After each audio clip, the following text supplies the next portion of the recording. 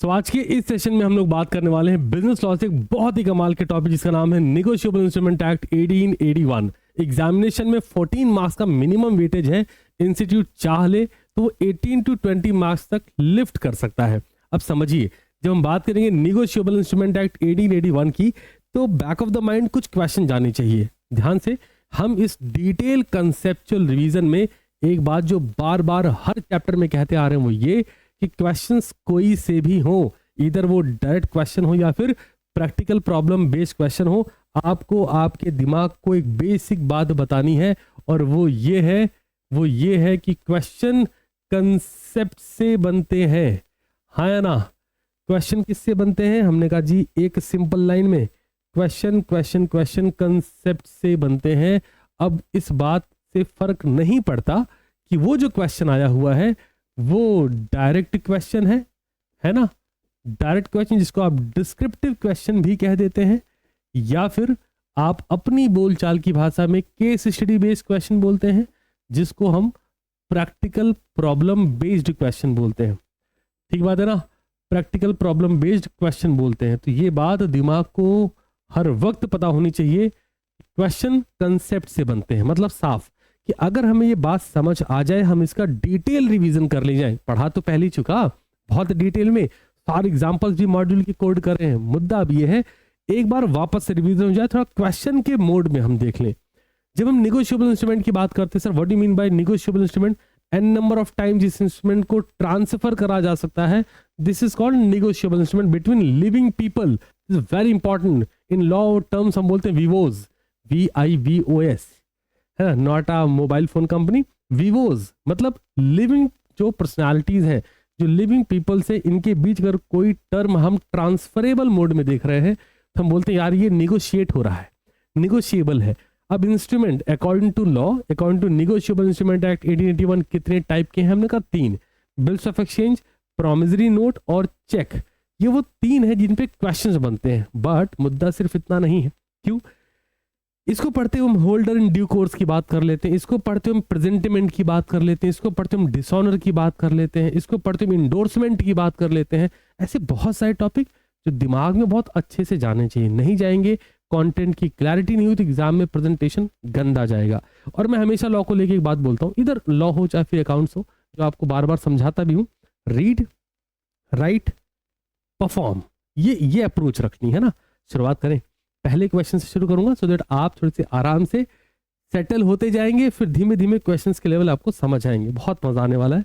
आइए, primary goal क्या है? कंसेप्ट को भयंकर लेवल पे रिवाइज करना। ठीक है जी, चलिए शुरुआत करते हैं। तो पहला प्रश्न आपके सामने है, अब इस पर फोकस रखेंगे और अच्छे से सुन के सीखने के लिए खुद को तैयार करेंगे। ठीक, शुरू करा जाए। चलिए, हमने आपको बोला कंसेप्ट पर प्राइमरी गोल हमारा सेट है। आ जाओ, पहला question, what is the question? ध्यान रखेंगे क्वेश्चन के पार्ट, सब पार्ट और क्या पूछा है पूरा, उसके अकॉर्डिंग आंसर ड्राफ्ट करना है। What is the object, scope and applicability of negotiable instrument act?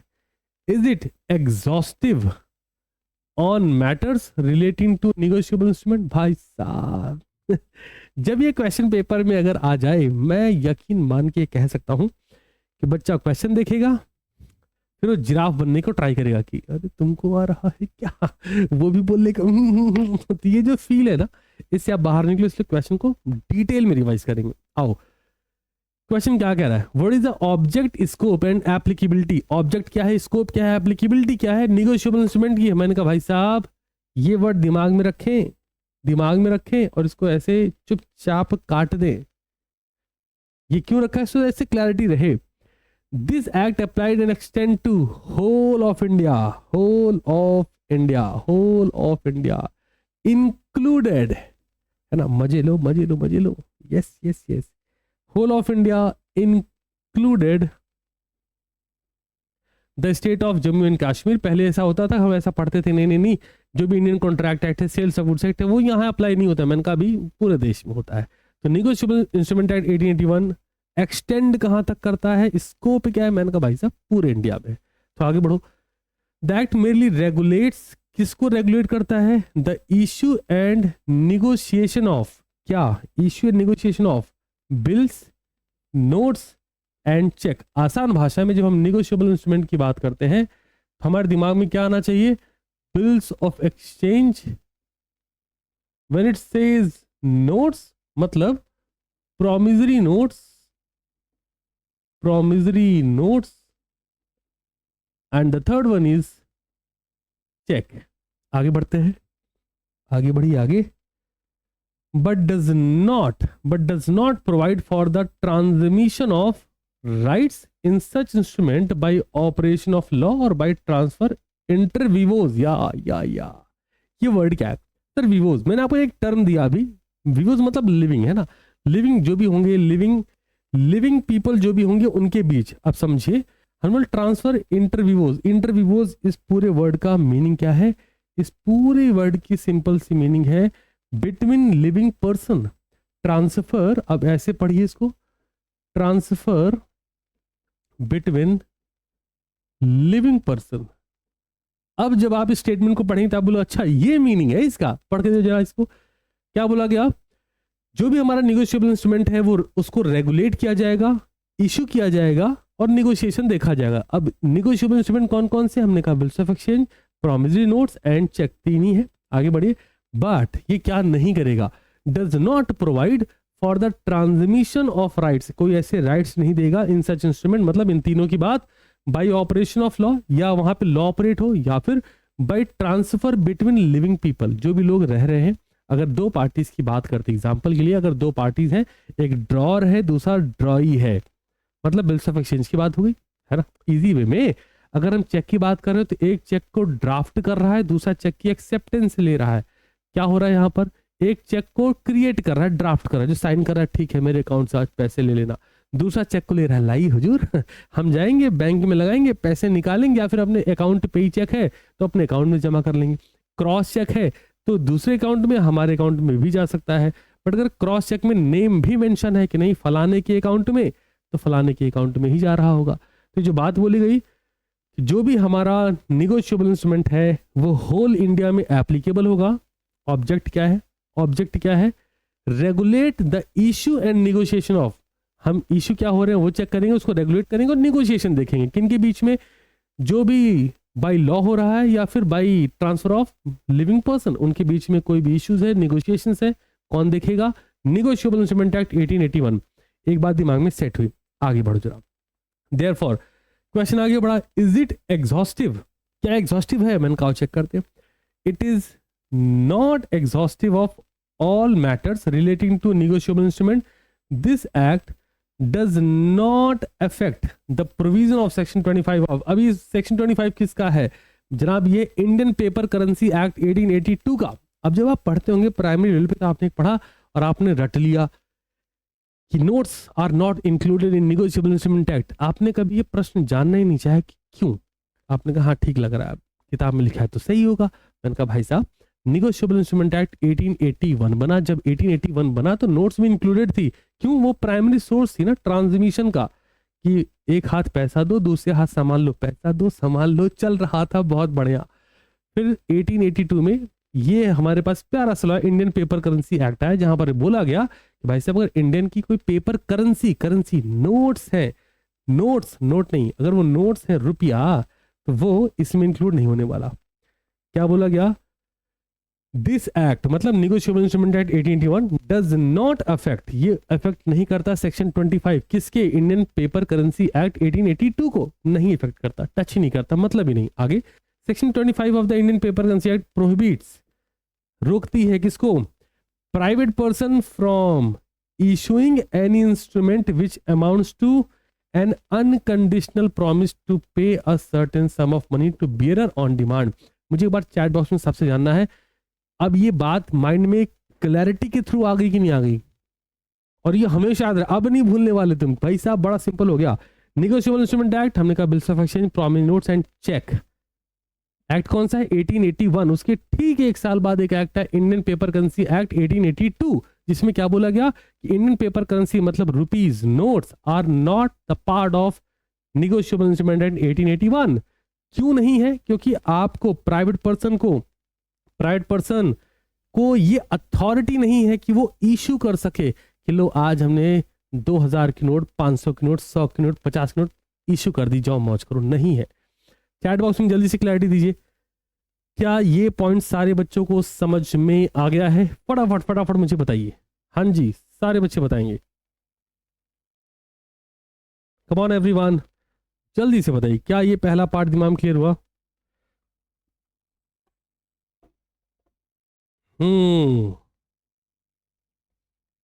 बताओ बताओ बताओ।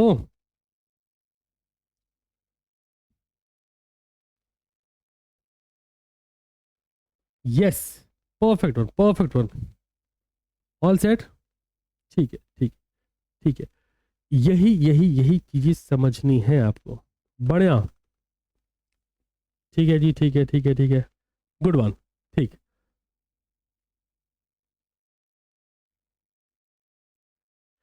ये पैरा बस मैंने आपके लिए इसलिए ऐड ऑन करा है, देखो मेन तो ये रहेगा, बट ये पैरा सिर्फ इसलिए ऐड ऑन करा है जस्ट बिकॉज कि आपको एक रीजन पता हो कि एक्चुअल में वो नोट क्यों इंक्लूडेड नहीं है। हमें नॉर्मली कैसा पता है कि notes are not not the part of promissory notes, क्यों?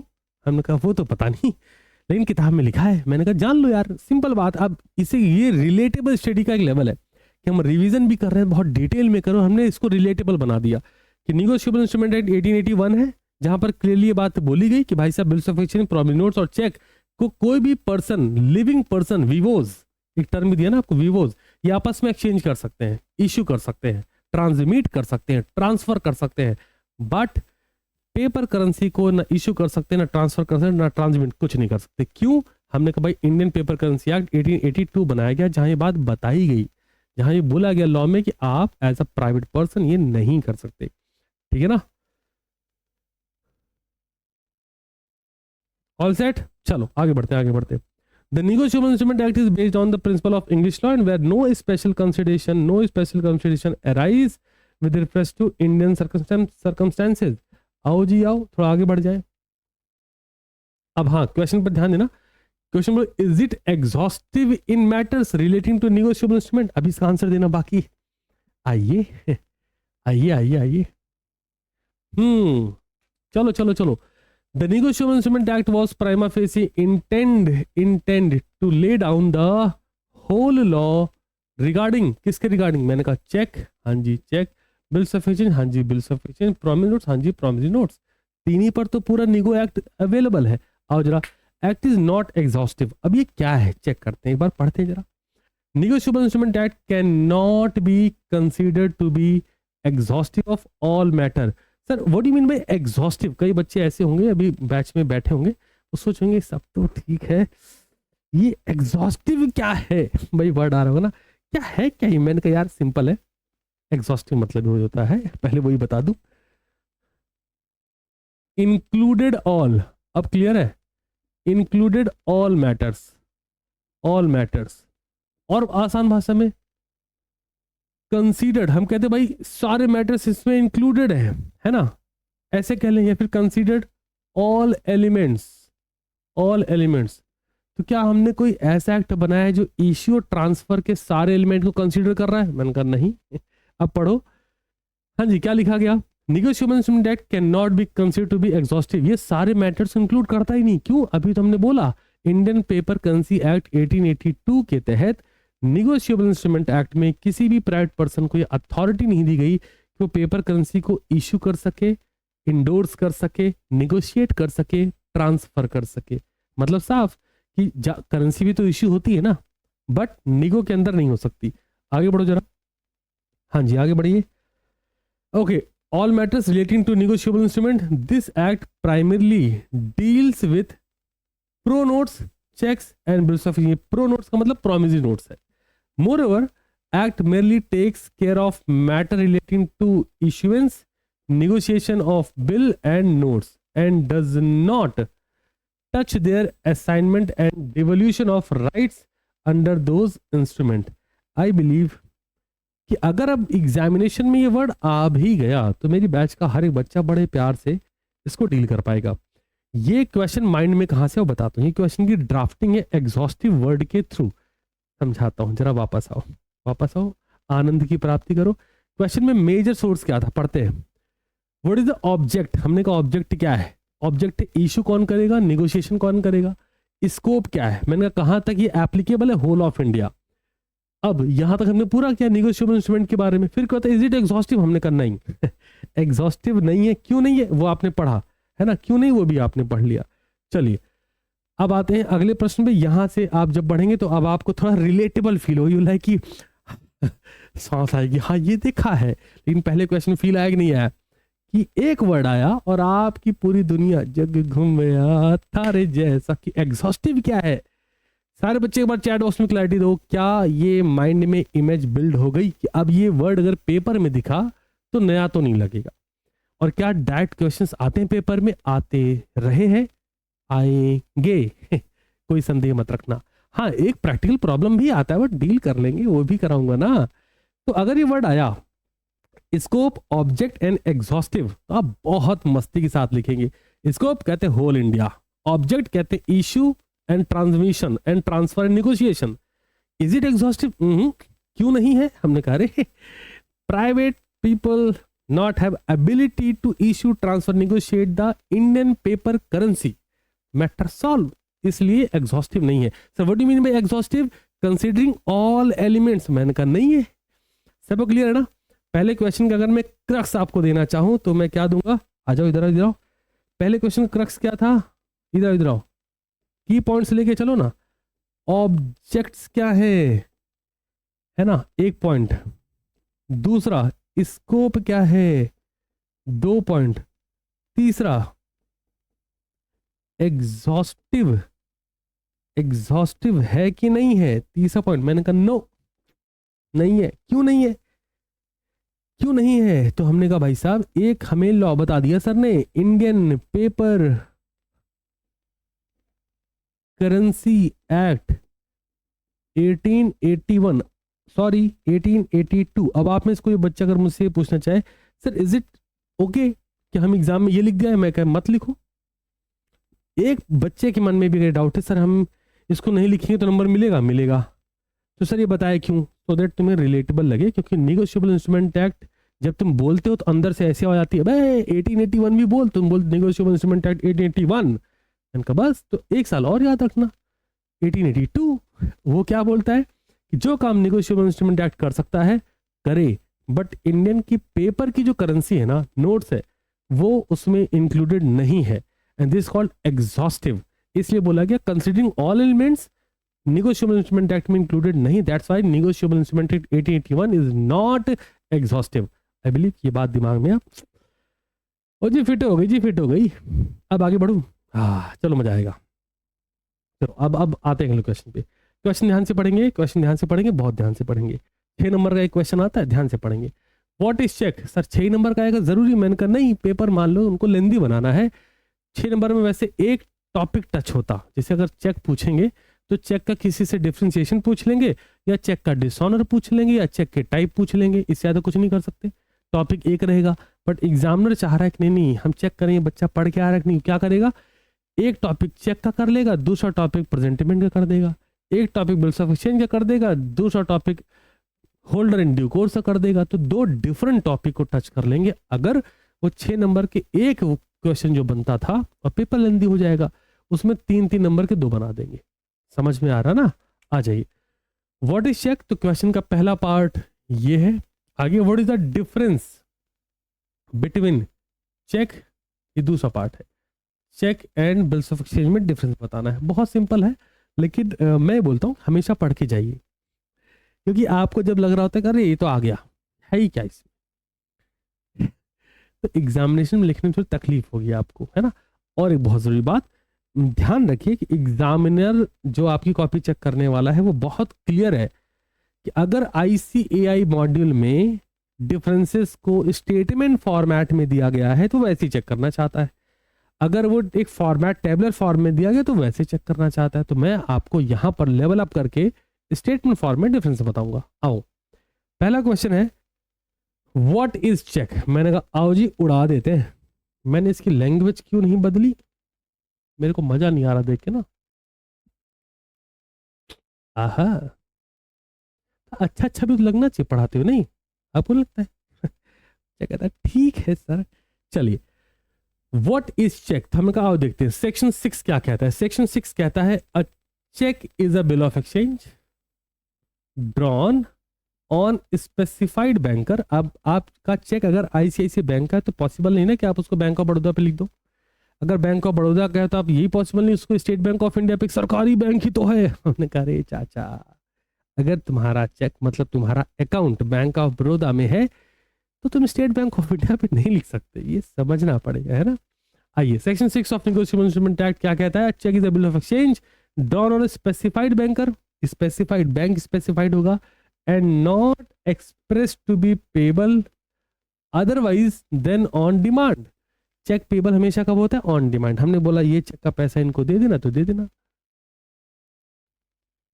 ठीक है। अब आगे बढ़ते हैं। Next, on section 6 define a cheque as a bill of exchange drawn on a specified banker and not expressed to be payable otherwise than on demand. अब check is bill of exchange drawn in special manner and negotiable. Cheque क्या negotiable होता है? मैंने कहा हाँ, मैंने आपको check दिया, आपने उनको दिया, उन्होंने उनको दिया, उन्होंने उनको दिया, और ये चेक घूम रहा है। कब तक घूम सकता है? मैंने कहा 3 महीने तक। 3 महीने तक जितना मर्जी घुमा लो। क्यों? क्योंकि 3 महीने बाद एक्सपायरी आ जाएगी। चेक की जो ड्यूरेशन दी गई है वो 3 मंथ तक की वैलिड है। 3 महीने के बाद अगर चेक यूज हो रहा है, बहुत पहले वो 6 महीने हुआ करता था, अब उसको चेंज करके 3 महीने कर दिया गया। आइए कह रहे स्पेशल मैनर में लिखा है निगोशिएबल रहेगा mere fact that date of payment of cheque is postponed to future date. क्या date of payment future date पे हो सकती है? आगे बढ़िए। Does not make cheque payable otherwise than on demand, it is payable on demand after due date. आपकी जो check की पेमेंट है, अगर समझिए हमने आपसे बोला कि मान लीजिए हमने बोला चेक आप न्यू ईयर की पार्टी के लिए 1 जनवरी के लिए मैंने आपको चेक दे देना है, मौज करो। मैंने बोला ये लो चेक दीपावली के दिन लगाना। इसका मतलब क्या है कि जो उस चेक पे ड्यू डेट पड़ी होगी, जो डिमांड की डेट पड़ी होगी, पेबल ऑन डिमांड, उस डेट से पहले नहीं पॉसिबल है। हाँ पॉसिबल है, लेकिन 3 महीने का टेन्योर देख के चलना है। क्या देख के चलना? 3 महीने का टेन्योर। आप ऐसा नहीं कर सकते कि वो 3 महीने बीत चुके हैं। मैं मान लीजिए मैंने बोला दीपावली के 1 हफ्ते के आसपास आप चेक विड्रॉ करा सकते हैं, तो आप बिल्कुल करा सकते हैं। अब आप दीपावली मान लो अक्टूबर के आसपास होती है, अक्टूबर निकल गया, नवंबर निकल गया, दिसंबर, आप बोला अब न्यू ईयर पार्टी में इस्तेमाल करेंगे, 3 महीने जा चुके हैं। अगर 3 महीने का टेन्योर बीत चुका है तो आप वो चेक पेबल ऑन डिमांड भी नहीं होगा। अब वो क्या होगा? चेक डिसऑनर होगा। आगे बढ़ते हैं। Consequently holder in due course, hold in due course अभी आगे बताऊंगा। Hold in due course of cheque without notice of any defect is entitled from drawer, drawer से इंटाइटल्ड है। From definition under section 6 it is clear that the touchstone by which a cheque is tested is that it must be payable instantly. कैसे? On demand. Imagine करो आप check लेके गए, भैया पैसे चाहिए थे, तो बैंकर क्या बोलेगा? नहीं अभी नहीं देंगे, अभी आज पैसा हमारे अकाउंट में नहीं है, हम तो आपके दोस्त जैसे, पेमेंट करनी पड़ेगी। एक लाइन का स्टेटमेंट अगर हम लेना चाहें तो क्या लेंगे? आ जाइए नोट डाउन करिए। चेक क्या है? Is a negotiable instrument which is payable on demand under section 6। Matter solve हुआ क्या? हमने कहा हाँ जी हो गया। थोड़ा और आगे बढ़ते हैं। हाँ ये भी ध्यान रखिए, क्वेश्चन का ये एक पार्ट कवर हुआ है, क्वेश्चन का सेकंड पार्ट डिफरेंस बताना है। Cheque and bills of exchange में बहुत फोकस के साथ चलेंगे और पूरा ध्यान रखिएगा, ठीक है। Distinguish between cheque and bills of exchange. चलो सोच देखो, मैं आपको चेक लिख रहा हूं तो क्या मुझे आपकी एक्सेप्टेंस रिक्वायर्ड है क्या? कि भैया जब एक्सेप्टेंस देंगे, मैं ऑफर दे रहा हूं आप एक्सेप्टेंस देंगे तब होगा? नहीं। बट ड्रॉई के केस में कैसा होता है, एक व्यक्ति आता है, वो गुड्स क्रेडिट पे परचेज करता है और बोलता है हम पैसा आपको 3 महीने बाद देंगे। ड्रॉन का ठहर जाओ, एक बिल ड्राफ्ट किया, यहाँ साइन करो, पैसा 3 महीने बाद दोगे। तो ड्रॉर ये ऑफर दे रहा है और ड्रॉय उसको एक्सेप्ट कर रहा है, ठीक है हम 3 महीने बाद पेमेंट कर देंगे। तो क्या हो रहा है? Cheque require no acceptance, cheque में किसी तरह के एक्सेप्टेंस की जरूरत नहीं है, लेकिन the drawee before the payment where bill of exchange must be accepted, bill of exchange must be accepted by the drawee. हाँ जी। चेक की अगर हम बात करें, चेक कोई एक्सेप्टेंस की जरूरत नहीं, चेक लिखो पैसा वो ले ले अगला आदमी। लेकिन बिल ऑफ एक्सचेंज की बात करें तो बिल ऑफ एक्सचेंज में जो व्यक्ति लाइबल होना चाह रहा है वो साइन करके देते। Next, cheque is payable immediately on demand. Cheque का पेमेंट कैसे होता है, आप चेक लेके जाओ, आप डिमांड करो हमको पैसा चाहिए, अकाउंट में पैसा निकाल के दे देगा, है ना। इधर आइए, कोई days of grace, without days of grace, वो जो 3 दिन वाली कहानी है कि 3 दिन एडिशन होगा, वो नहीं होता चेक में। बिल्स ऑफ एक्सचेंज की बात करें, is entitled to 3 days grace. Bill of exchange में क्या हो रहा है, 3 दिन का डे ऑफ ग्रेस या ग्रेस डेज मिल रहा है, मतलब 3 दिन की छूट कि ठीक है आपको पेमेंट करनी है 10 तारीख को, कोई बात नहीं, आप 3 दिन ऐड ऑन कर सकते हैं। आपको पेमेंट करनी है 12 अगस्त को, कोई बात नहीं, आप 3 दिन ऐड ऑन कर सकते हैं। और तीसरा दिन अगर 15 अगस्त निकल रहा है, ओए होए तो भैया आप बिफोर पेमेंट करो, 14 तारीख को पेमेंट करनी पड़ेगी। समझना पॉइंट ये, इमरजेंसी हॉलीडे में प्रोसीड करते हैं आफ्टर, बट अगर हमारा हॉलीडे क्लियर है कि गवर्नमेंट हॉलीडे है, पब्लिक हॉलीडे है, तो बिफोर ड्यू डेट पेमेंट होती है, ध्यान रखना है। आगे बढ़ते हैं। In case of a cheque the draw is always a banker. जो ड्रॉई है वो कौन है, याद करो, उसी का तो है भाई, चेक दे रहा, ले जाओ ऐश करो। But in case of bill ड्रॉई कौन है, ड्रॉई may be any person including a banker, banker भी हो सकता है। क्यों, ड्रॉर बिल ड्राफ्ट करता है, ड्रॉई बिल पे एक्सेप्टेंस देता है, ये तो क्लियर है ना। नेक्स्ट पॉइंट पर आएंगे, the drawer of cheque is discharge by delay of the holder.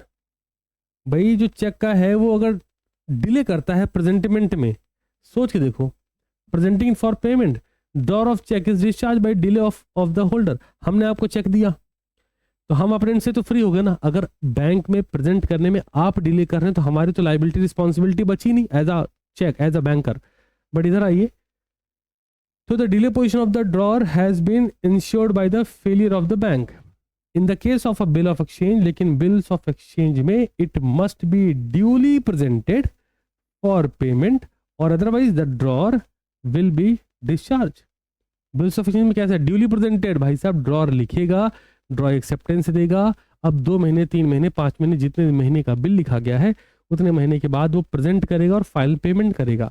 Drawer के केस में एक चीज और क्या है, अगर ड्रॉर ने ड्रॉई को इन्फॉर्म करा कि भाई साहब ये जो बिल था, भाई ड्रॉर में याद करिए बिल्स ऑफ एक्सचेंज में drawer has 3 option, hold till maturity, कि 3 महीने का बिल है, 3 महीने तक बिल अपने पास होल्ड करके रखा है। दूसरा, बिल सेंड टू क्रेडिटर्स, किसी और को दे दिया कि भैया पैसा उनको दे देना, मतलब इंडोर्स कर दिया, इंडोर्सी को दे दिया। इसको ऐसे समझते हैं, होलसेलर, रिटेलर, कस्टमर। ध्यान से, रिटेलर ने कस्टमर को क्रेडिट पर माल सेल करा, ठीक है, फिर रिटेलर ने एक बिल ड्राफ्ट करा, कस्टमर ने bill pay acceptance the. Now retailer has 3 options, पहला बिल होल्ड टिल मैच्योरिटी, 3 महीने तक बिल अपने पास रखे। पेई कौन होगा, किसको पैसा मिलेगा, मैंने कहा बिल जो लास्ट डेट पर होल्ड कर रहा है, क्योंकि रिटेलर ने बिल होल्ड करा है तो ड्रॉई किसको पेमेंट करेगा, रिटेलर को। क्लियर है ना, हु इज पेई, मैंने कहा retailer. But option number 2, bank, वो जो अपना रिटेलर है उसने बोला चलो बैंक बाद में कर लेंगे, ऑप्शन 3 लेंगे। रिटेलर ने क्या करा, बोला इसको कस्टमर को बोला भैया मुझे ना पैसे देने थे होलसेलर को, तो ये बिल मैं उठा के होलसेलर को दे दे रहा हूँ, इंडोर्समेंट, आप पैसा उनको दे दिए। क्यों, who is the holder of the bill, मैंने कहा होलसेलर। तो रिटेलर ने जो पेमेंट करनी थी होलसेलर को, रिटेलर ने बिल उठाया और उठा के उनको दे दिया कि पेमेंट आप उन्हें कर देना। अब जो अगली पार्टी है रिटेलर, वो क्या करेगा, जो कस्टमर हमारा, कस्टमर पेमेंट किसको करेगा ना, हु इज द पेई, मैन का wholesaler. Condition number 3, bill discounted with the bank, जो ड्रॉर है, जो शॉपकीपर, उसने 3 महीने का बिल लिखा था बट उसे पैसे की जरूरत ज्यादा है, तो 1 महीने बाद ही वो पहुंच गया बैंक, उसने दिया बिल और क्या करा लिया, bill discounted with the bank, bank को बिल देके वहां से डिस्काउंट करा लिया। मतलब अगर मान लो 1 लाख रुपए का बिल था तो 2 महीने पहले, 3 महीने का बिल था ना, 2 महीने पहले उसने डिस्काउंट कराया तो 2/12 लगेगा और जो भी डिस्काउंट का रेट होगा, डिस्काउंट चार्जेस बैंक कट करेगा और पैसे दे देगा। आसान भाषा में मान लीजिए 1 लाख रुपए का बिल था और जो ड्रॉर है उसको जो बैंक ने पेमेंट करी वो करी 99,200 रुपीज। लेकिन नाउ हु इज द पेई, हमने कहा बैंक के पास कितने का बिल है, मैंने कहा 1 लाख का। जो हमारा ड्रॉई है वो कितना पे करेगा बैंक को, मैंने कहा 1 लाख रुपए पूरे। बैंक ऑफ प्रॉफिट 800 रुपया। आगे बढ़ते, नोटिस ऑफ डिसऑनर। हाँ जी, नोटिस ऑफ डिसऑनर भाई साहब सोच के देखिए, is not necessary in the case of cheque. Cheque अगर डिसऑनर हो रहा है तो नोटिस क्यों देना, but what is not met but when a bill of exchange dishonoured. अगर बिल ऑफ एक्सचेंज डिसऑनर हो गया, क्यों होता है, for non payment on due date. Due date पर अगर ड्रॉई पेमेंट नहीं करता है तो बिल ऑफ एक्सचेंज डिसऑनर हो जाता है। Notice of dishonour is necessary. याद होता जा रहा है ना मित्र।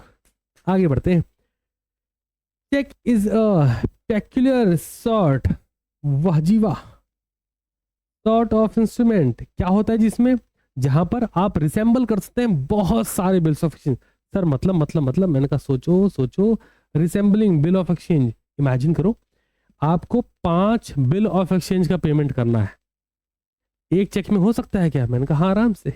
अब आगे बढ़िए, but in some entirely different way, अलग अलग वे से होगा।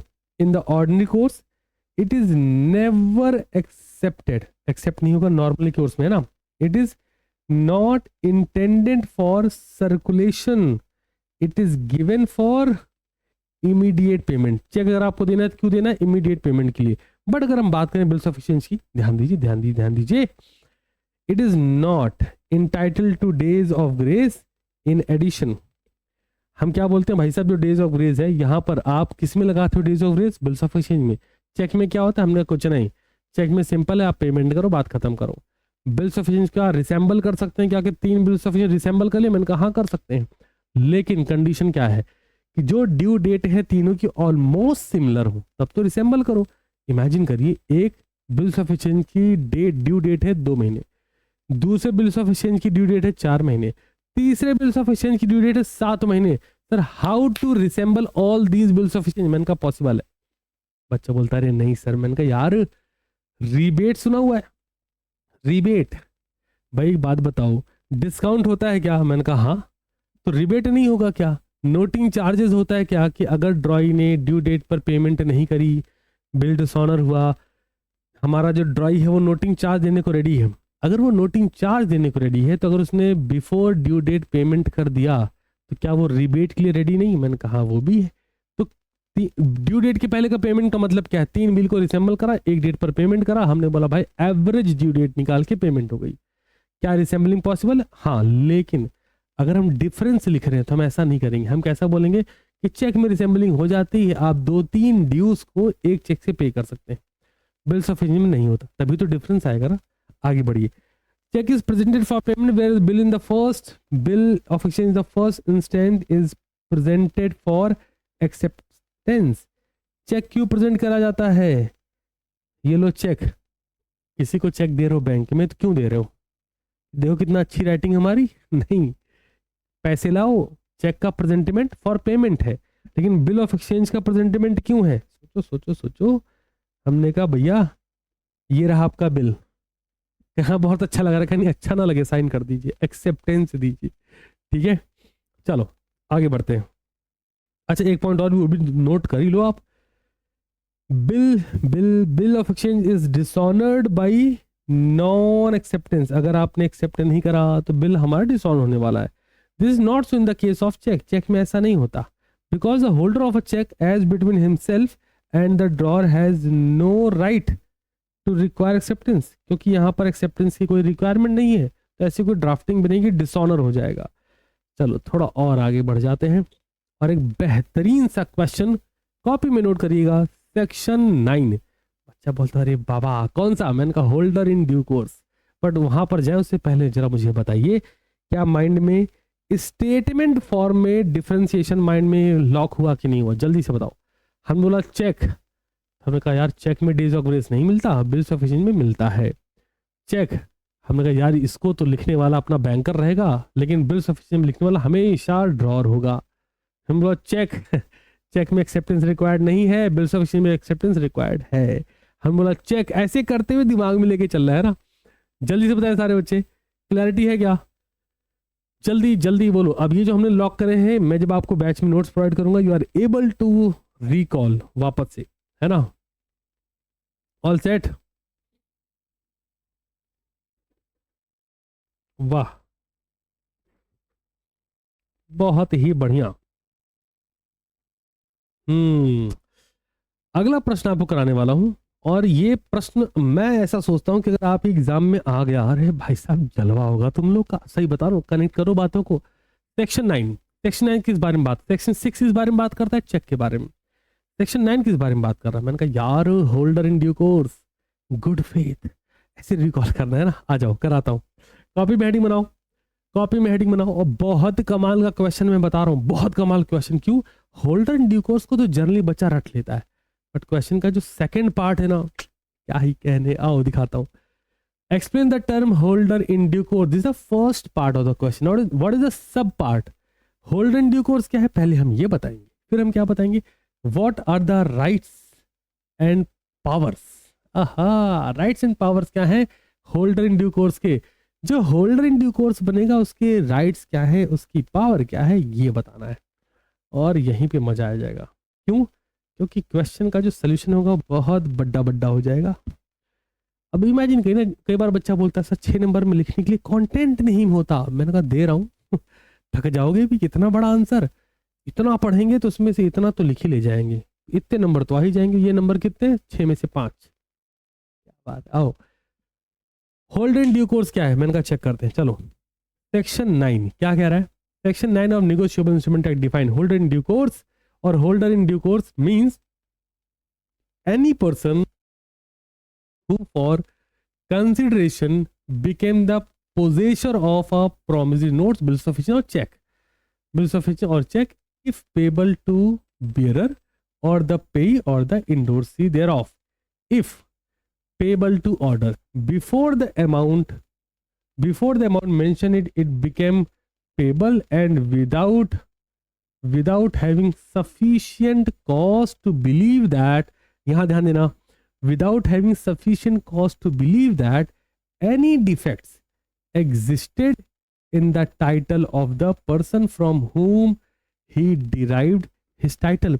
जिससे हमें उस चेक की ओनरशिप मिल रही है, हमारे पास अगर कोई ऐसा बिलीव करने के लिए कोई कॉज नहीं, कोई कारण नहीं है, हमें मानने कि यार यही आदमी ठीक है, होल्डर इन ड्यू कोर्स समझ जाएंगे।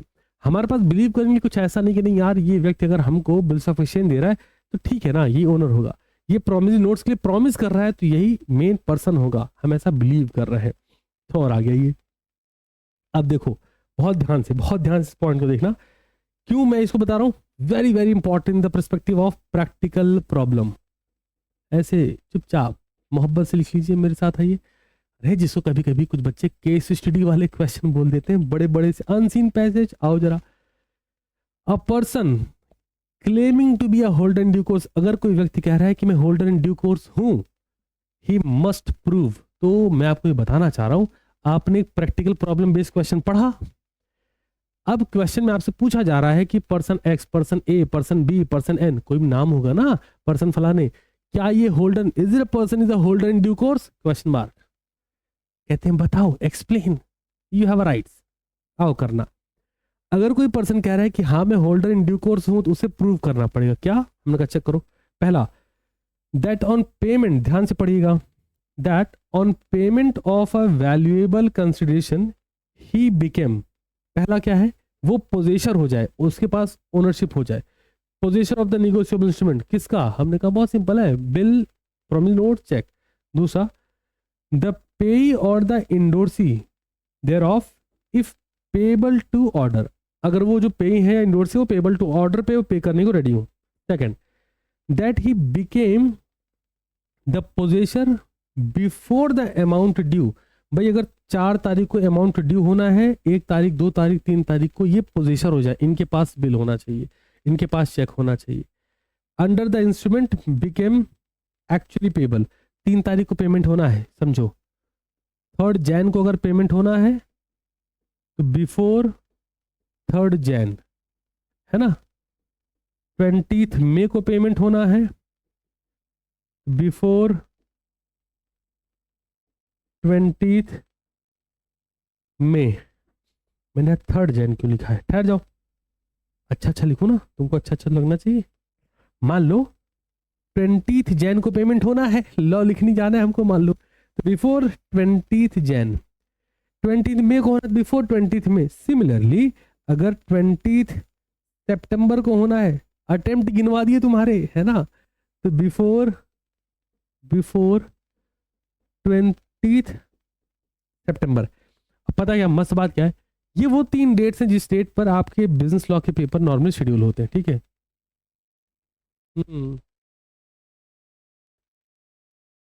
आइए आइए, ध्यान ध्यान दीजिए, अभी तो माहौल शुरू हुआ है। हमने बोला होल्डर इन ड्यू कोर्स कौन है, हमने कहा भाई साहब जो उस निगोशिएबल इंस्ट्रूमेंट का पोजेसर बन जाए, पहला पॉइंट। अगर कोई व्यक्ति पोजेसर है तो होल्डर इन ड्यू कोर्स है। फिर हमने कहा दूसरा पॉइंट क्या है, हमने कहा before the due date arrived, जो ड्यू डेट है बिकम एक्चुअली पेबल, जिस डेट पर पेमेंट होनी है, अगर 20 जनवरी को पेमेंट होनी, 20 जनवरी से पहले, बिफोर, वो पोजीशन होना चाहिए। तीसरे पर आओ, तुम देख रहे हो दोस्त, जनवरी, मई, सितंबर, और ये वो डेट है जहां पर तुम्हारा लॉ का पेपर अक्सर शेड्यूल रहता है। और तीसरा, that he become the possessor without having sufficient cause to believe that any defect existed in the title of the transferee from whom he delivered his title. और इसको ऐसा बिलीव है, इन गुड फेथ, ये एक वर्ड मैं आपको बहुत अच्छे से यहाँ बताना चाहूंगा, इन गुड फेथ, ये इनके पास रहेगा, इनके पास कोई ऐसा सोशल रीजन नहीं है कि शायद ये डिफेक्ट एग्जिस्ट करता होगा, जो ट्रांसफर कर रहा है उसके पास ही डिफेक्ट होगा, कुछ नहीं, ये बिलीव कर रहे हैं। अभी यहीं पर है हम, अभी राइट्स और पावर पे चलना है दोस्त, ध्यान रखना। हाँ नहीं तुम एकदम खुश हो जाओगे, मजा हो गया, नहीं नहीं नहीं आओ जी, हाँ जी आइए आगे बढ़ते हैं। अब यहां से इतने पॉइंटर बता दूंगा कि आपको काम सेट हो जाएगा, ठीक, फोकस करो। In order that a person can be called a holder in due course, इस ऑर्डर पे हम सेट कर पाएंगे किसी भी व्यक्ति को हम होल्डर इन ड्यू कोर्स कह सकते हैं। उनका चेक करो, पहला, he is the holder of negotiable instrument, he has obtain it for, भाई कंसिडरेशन के लिए किया हो, he has obtain it before the maturity of the negotiable instrument, he has obtain the negotiable instrument in, कौन सा word, good faith, he must receive the negotiable instrument as a holder। अब यहां तक एक क्लैरिटी आई कि मान लो आप exam में प्रैक्टिकल प्रॉब्लम आ रहा है, आपने उसको बहुत ध्यान से पढ़ा, और वो प्रैक्टिकल प्रॉब्लम पढ़ते हुए माइंड में क्लैरिटी जा रही क्या कि यार ये इस प्रैक्टिकल प्रॉब्लम में एक थर्ड पर्सन आ रहा है जो होल्डर इन ड्यू कोर्स कहलाने की बात कर रहा है। हम जरा चेक करोगे होल्डर इन ड्यू कोर्स है कि नहीं। पॉइंट नंबर 1, वो होल्डर इन ड्यू कोर्स में, पहला पॉइंट, वो होल्डर हो मतलब पोजेसर हो। दूसरा पॉइंट, वो कंसिडरेशन के लिए पोजीशन बना है। तीसरा पॉइंट, मैच्योरिटी या फिर ड्यू डेट से पहले, बिफोर, उसको रिसीव हुआ हो। चौथा पॉइंट, उसने गुड फेथ में लिया हो, मतलब उसको इसका कोई ये नहीं है ओपिनियन कि यार कोई डिफेक्ट एग्जिस्ट भी कर रहा है। और आखिरी में, he must receive the negotiable instrument holder, उसको रिसीव हुआ। अगर इतने पॉइंट सेटिस्फाइड हो रहे हैं, हम बोलेंगे हाँ वो व्यक्ति क्या है, holder in due course, in good faith. अगर आपने पोजीशन ली है विदाउट एनी सेकंड थॉट कि कोई एग्जिस्टिंग डिफेक्ट है, तो आप होल्डर इन ड्यू कोर्स है फॉर कंसिडरेशन। अब आइए, according to section 9, person taking the negotiable instrument may be either the payee, या तो पे है, और he become the possessor when the negotiable instrument was payable to bearer. ठीक है जी। The negotiable instrument must have been voluntary, कैसे deliver होना चाहिए, वॉलंटरी डिलीवर टू हिम, और he may be the endorsee thereof if the negotiable instrument was payable to order। बेसी था। एक पॉइंट और, he must receive the negotiable instrument before its maturity, जो word दिया गया जिसका एक्सप्लेनेशन है कुछ अलग नहीं, बट मैं एग्जांपल फिर भी आपको यहाँ पे कंसीडर करवा देता हूँ। आओ, for example, if the date of maturity of a negotiable instrument is 1st March and a person take the instrument on 1st March or thereafter, he cannot be said to be a holder in due course as he did not receive the negotiable before its maturity। Chat box में बार जल्दी से clear करो, ये before it's maturity वाला concept mind में clear हुआ कि नहीं। जल्दी से सारे बच्चे मुझे कंफर्मेशन दें, बिफोर इट्स मैच्योरिटी वाला कंसेप्ट माइंड में क्लियर हो गया क्या? जल्दी जल्दी बताइए, जल्दी जल्दी बता दीजिए, क्या ये क्लियर है मित्रों? अरे हम सब क्लियर करेंगे, छोड़ेंगे कुछ ना। अभी तो हमने जैसे ये बताया ना, सुनो मेरी बात, जैसे ये वाला पॉइंट क्लियर हो गया एकदम चकाचक लेवल पे, है ना, थोड़ा और बता देते हैं। आ जाओ आ जाओ आ जाओ। जैसे एक पॉइंट आता है गुड फेथ वाला, हम उसको भी बताएंगे। इसके बाद अपन राइट्स पर चलेंगे, है ना। ऑल सेट है, वेरी वेल डन। अब ये गुड फेथ वाला भी लो, चलो चलो चलो आ जाओ, आओ आओ आओ। He must take the negotiable instrument in good faith. बहुत सारे बच्चे इस पे डाउट कर जाते हैं, मैं क्लैरिटी दे रहा हूँ। गुड फेथ पर कब होगा, मैंने कहा चेक करो।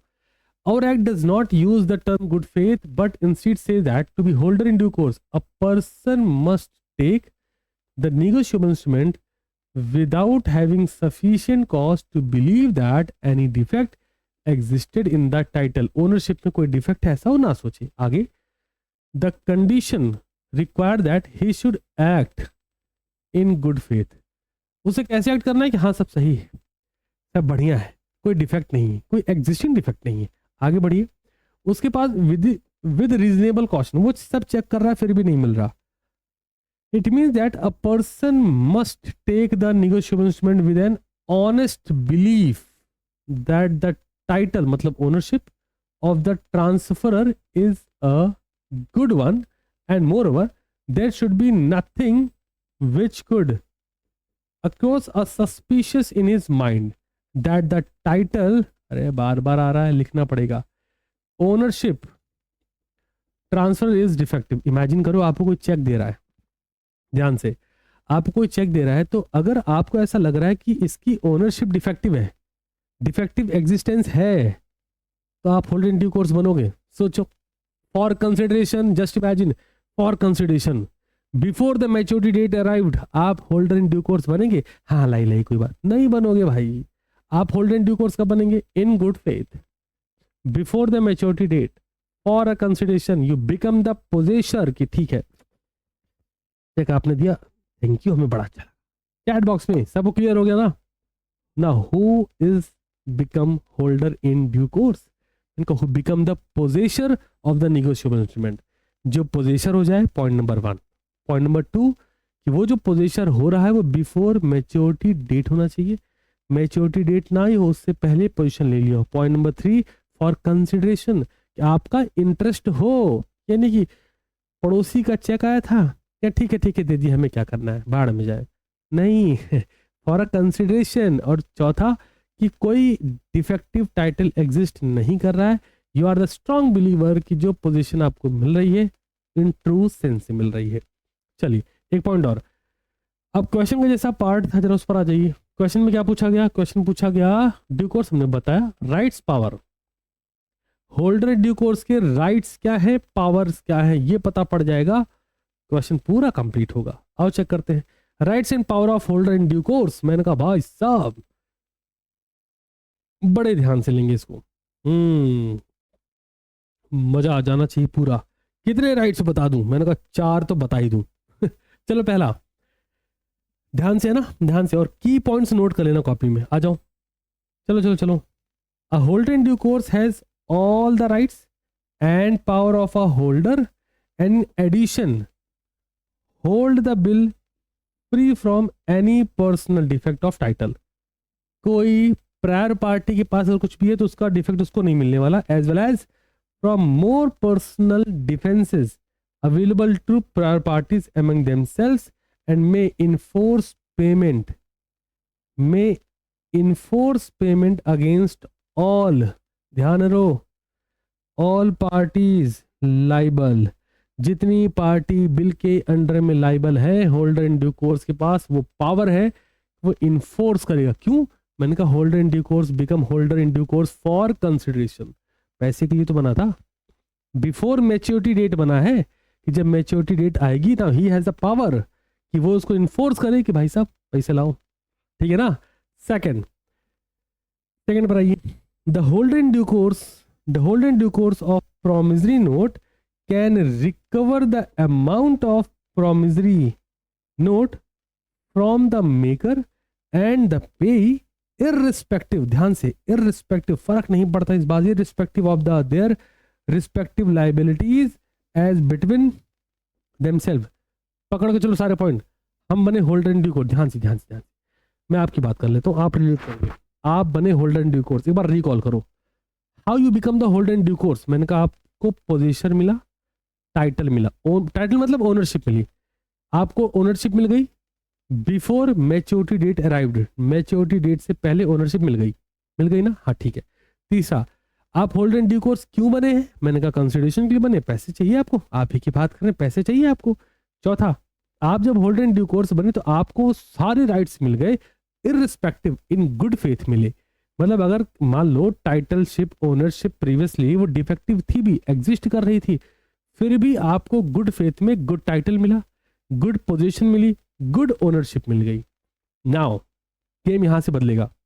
हमने कहा जी क्या राइट्स है, क्या राइट्स है, मैंने कहा भाई साहब जो होल्डर है ना, जो होल्डर है may enforce payment against all parties liable on the bill, जिन लोग की भी बिल पे लाइबिलिटी है होल्डर इन ड्यू कोर्स उनके खिलाफ इन्फोर्स कर पाएगा।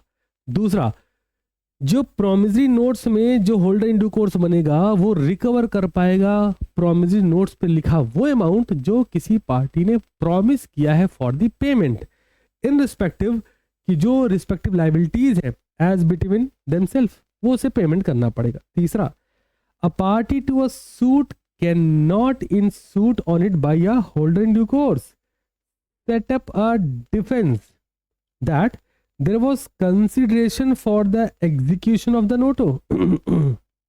जो भी पार्टीज हैं, पार्टी टू सूट, मान लो कोई केस चल रहा था उसमें कोई पार्टीज इन्वॉल्व है, कैन नॉट इन सूट, अब होल्डर इन ड्यू कोर्स उसमें है नहीं ना, समझते हैं। मान लीजिए इसने प्रॉमिस नोट्स लिखा, मतलब इसने प्रॉमिस करा फॉर पेमेंट कि मैं पेमेंट कर दूंगा, है ना, मैं पेमेंट कर दूंगा एक्स पर्सन को। तो जो कॉन्ट्रैक्ट है वो किसके बीच है, पर्सन फलाने और पर्सन एक्स। नाउ एंट्री होती होल्डर इन ड्यू कोर्स, ये भी होल्डर इन ड्यू कोर्स आ चुके हैं। इनका क्या है, इनके ऊपर वो केस एप्लीकेबल नहीं हो, क्यों नहीं हो, क्योंकि ये तो डायरेक्टली कॉन्ट्रैक्ट के पार्टी है ही नहीं, है ना, प्रिविटी ऑफ कॉन्ट्रैक्ट एप्लीकेबल बनेगा।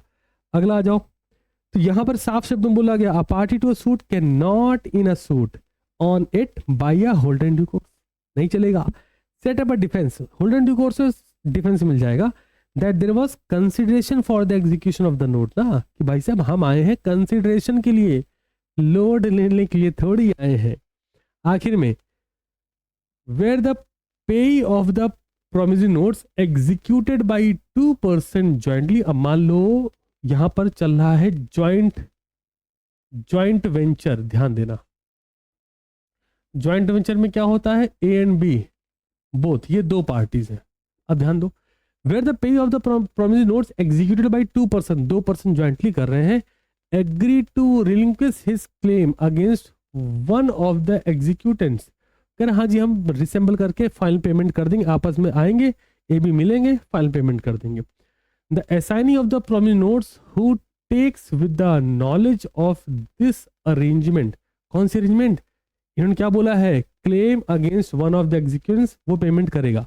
आगे, एक्वायर नो बेटर टाइटल, जिसके अरेंजमेंट करा है, acquire no better title, good faith हो चाहे जो हो, then the payee that is his assignor had, he is not a holder in due course and can therefore enforce the instrument only against the executant and the claim which was not relinquished by the assigner। अब मैं तुम्हें बोलता हूं, यहां पे ऐसे लगा लो important, कृपया करके, क्यों, होल्डर इन ड्यू कोर्स में पूरे कंसेप्ट में आपने एक चीज फील ली जो रटने वाले बच्चे ज्यादातर ले लेंगे।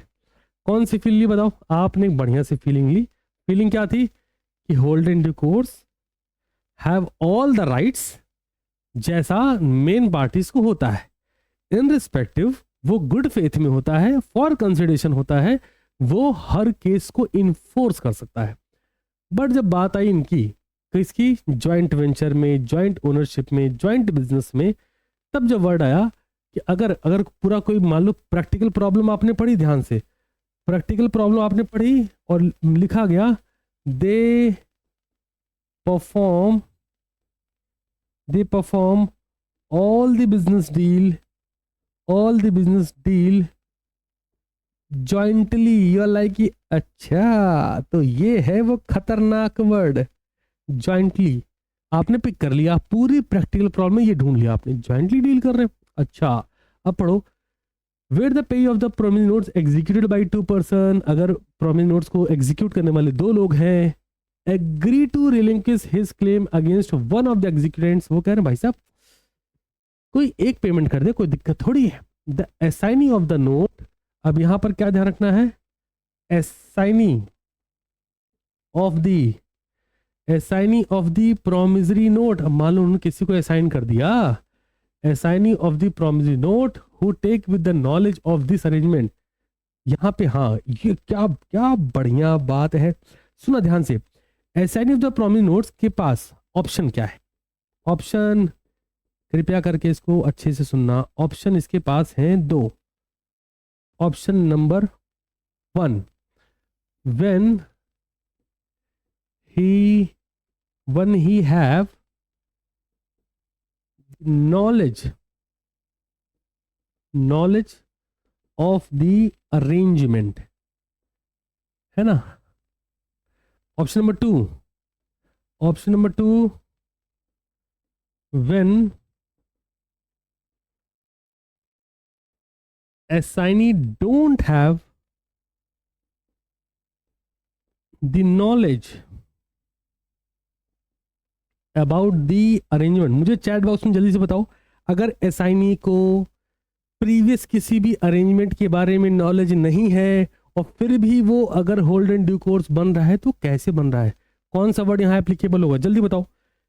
When assignee don't have the knowledge about the arrangement और फिर भी वो अगर होल्ड एंड ड्यू कोर्स बनना चाह रहा है तो कैसे बन रहा है, जल्दी जल्दी जल्दी बताओ, जल्दी से बोलो। गुड टाइटल नहीं, वर्ड कौन सा था वो, जल्दी जल्दी जल्दी बताओ भाई। एक नॉलेज इनको मिल रही, असाइनी के पास दो ऑप्शन थे, पहला इसके वो नॉलेज है जो भी अरेंजमेंट्स पहले से हुए हैं, कहना इसे कि एग्जिस्टेंट डिफेक्ट्स है ना, तो एग्जिस्टेंट डिफेक्ट्स के बारे में इसको पता है। इमेजिन करो अगर तुम एक असाइनी हो, तुम्हें एग्जिस्टेंट डिफेक्ट्स के बारे में पता है, you have the knowledge about the pre arrangement of existing defects, फिर भी तुमको हाँ ठीक है हमको दे दो, अरे जब तुमको जब पता है तो तुम गुड फेथ में आए क्या, नहीं। और अभी हमने क्या बोला मित्र, हमने आपसे कहा कि गुड फेथ इज नेसेसरी, आपको चेक करना पड़ेगा अगर होल्ड एंड ड्यू कोर्स बन रहे तो क्या तुम गुड फेथ में हो, हमने कहा इसको तो नॉलेज है, और जब नॉलेज है तो गुड फेथ में कहाँ से नहीं है ना। इधर आओ, पूरा क्वेश्चन बदल जाएगा, याद रखना। अगर आपने प्रैक्टिकल प्रॉब्लम पढ़ी, आपको दो चीजें फिगर आउट करनी है, क्या कि जो ध्यान दो, जो प्री अरेंजमेंट है या फिर जो एग्जिस्टिंग डिफेक्ट्स हैं, कृपया यात्रीगण ध्यान दें, जो प्री अरेंजमेंट है या फिर जो एग्जिस्टिंग डिफेक्ट्स है, ध्यान दीजिए, प्री अरेंजमेंट या एग्जिस्टिंग डिफेक्ट्स, अगर इसकी नॉलेज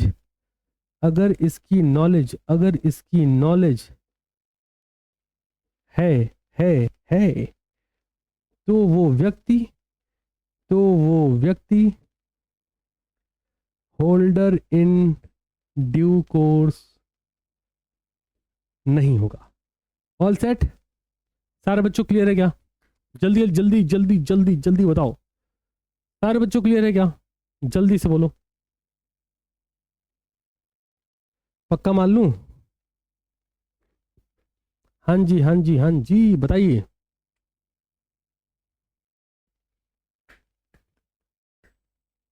जल्दी बताइए क्या सब क्लियर है।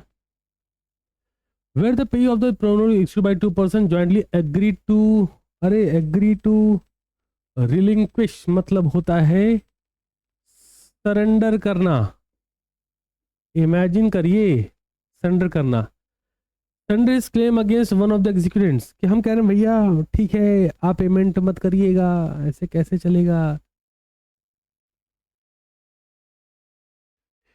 सर, इतना सारा तो मॉड्यूल में भी नहीं, तो इससे मैंने कहा दोस्त मित्र, एक वर्ड है गुड फेथ है, तुम इसको क्या डिनाई कर पाओगे, हाँ सर गुड फेथ तो है sir.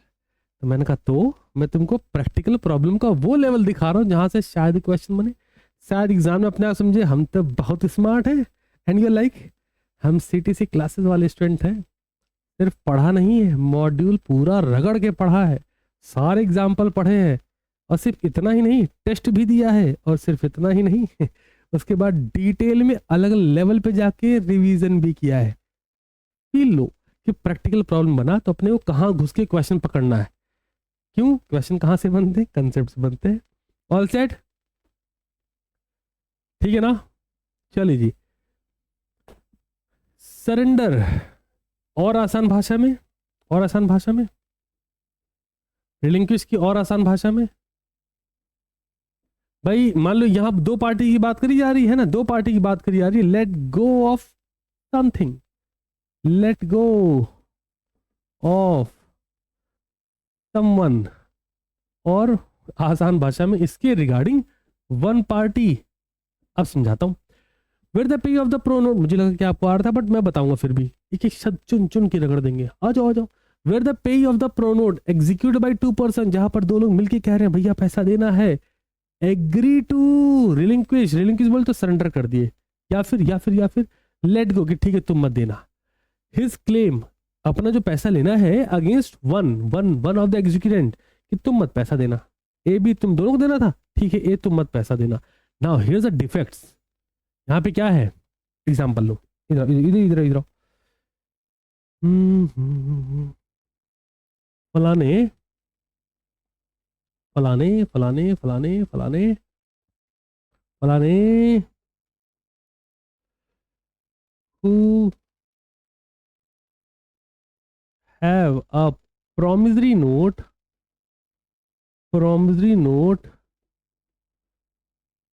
signed by A and B jointly. ध्यान दो। A is a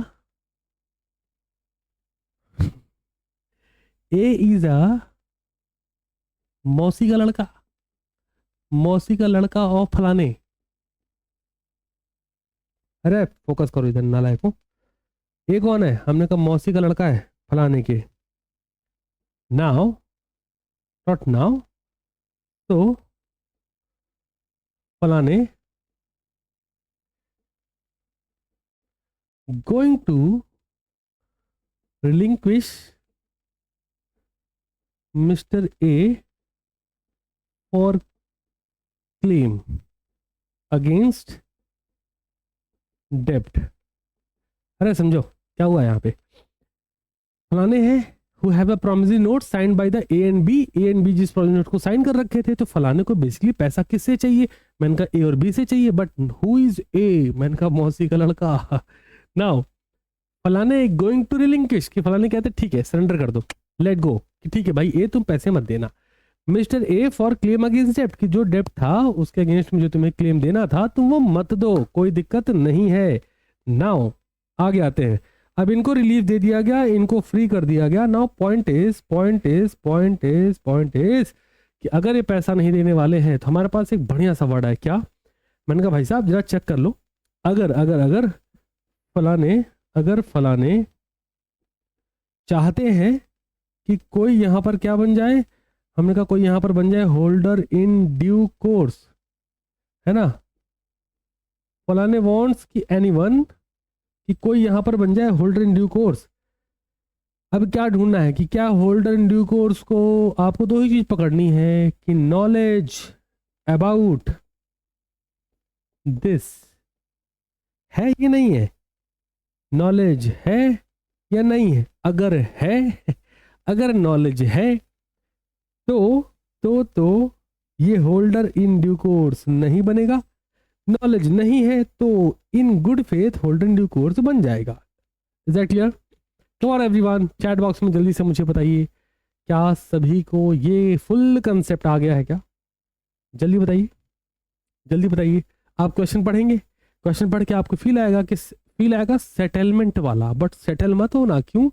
settlement normal case में होता है, normal act, normal chapter, normal dues में होता है, but in terms of holder in due course, holder in due course have the position before maturity date for a consideration, और ये सारी बातें एप्लीकेबल होनी चाहिए। Without knowing the existing defect, title in good faith. ये सब काम करेगा तब एक व्यक्ति होल्डर इन ड्यू कोर्स बनेगा। अब प्रैक्टिकल प्रॉब्लम तुमको ढूंढ लेनी और आराम से सॉल्व कर देना, लोड नहीं लेना जीवन में। ऑल सेट, बहुत बढ़िया, मजा आ रहा है। बच्चों का तो सर बहुत भारी जा रहा है सर। तो हमने राइट्स एंड पावर की बात कर ली। हाँ जी, ये राइट्स ये पावर्स इनके पास अवेलेबल है। वाह, अब हम आएंगे एक और बेहतरीन से टॉपिक पर। बताओ हमने क्या क्या पढ़ा। हमने निगोशिएशंस की बात करी, स्कोप, ऑब्जेक्ट, इसकी बात कर ली। फिर हमने क्या पढ़ा अभी, होल्ड एंड ड्यू कोर्स भी पढ़ लिया हमने। और क्या पढ़ा, चेक पढ़ लिया, चेक का differentiation with bills of exchange भी पढ़ लिया। चेक में बड़ा इंपॉर्टेंट टॉपिक है, इसका नाम है डिसऑनर ऑफ चेक। बट मैं हमेशा बोलता हूँ कि क्वेश्चन को उस लेवल पे सोचो तो सही कि यार क्या पता ये भी हो गया क्वेश्चन में, तो हम कहते हैं हम हैं। आओ क्वेश्चन का लेवल देखें एक बार, फील ले। सुनो, मैं हमेशा आपको जब कोई क्वेश्चन कर रहा हूँ तो उसका सोल एम ये है कि आपको तोता ना बनाया जाए, आपको एनालिटिकल थिंकिंग पे डेवलप करा जाए। कि ऐसे भी सोचो कि अगर डायरेक्ट क्वेश्चन बना तब तो तुम ऐसे लिख के आओ, कोई दिक्कत नहीं। बट अगर प्रैक्टिकल प्रॉब्लम भी आ रहा है, क्योंकि क्वेश्चन कहाँ से बनते हैं, कंसेप्ट से बनते हैं, सोच पाओगे तो लिख पाओगे ना। आओ क्वेश्चन देखते हैं एक बार। What are the circumstances under which a banker is justified और बाउंड। अगर एक बैंकर चेक को डिसऑनर कर रहा है, ध्यान से तुमने क्या पढ़ा है, what do you mean by dishonour of check.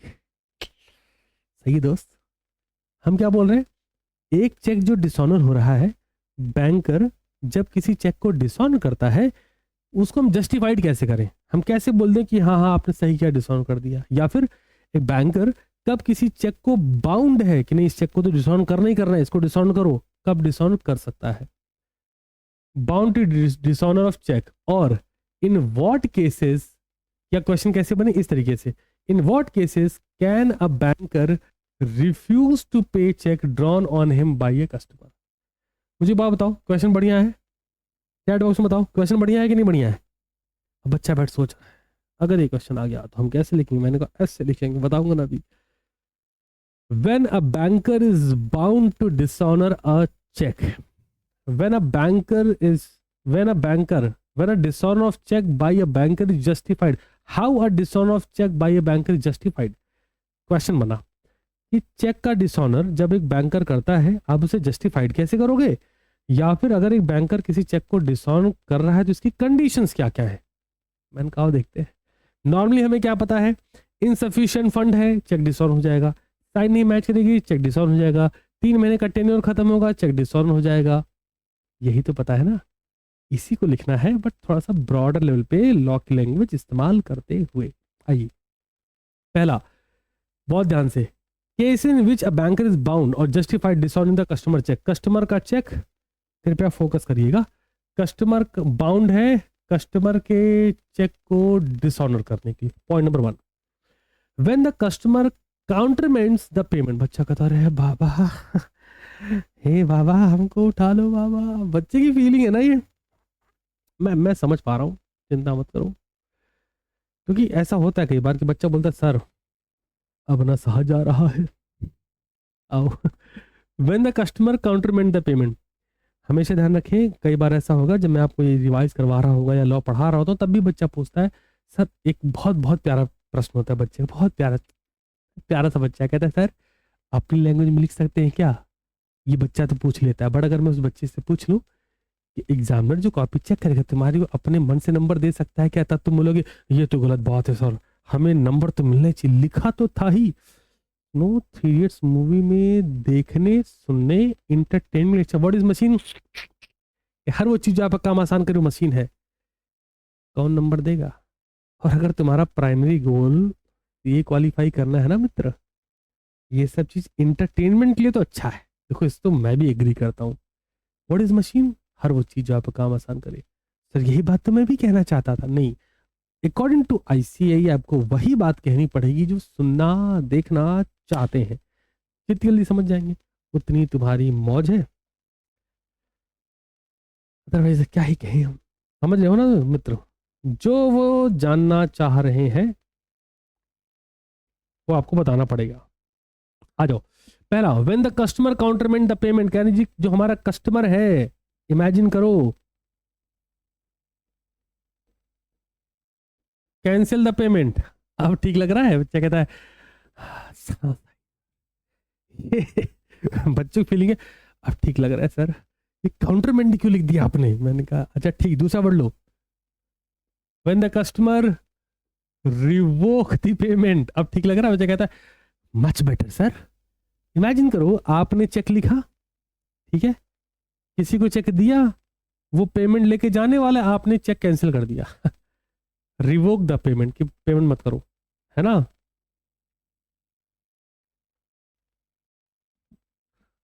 आ जाओ जाओ, अरे सेक्शन 138 पे कहाँ जा रहे हो?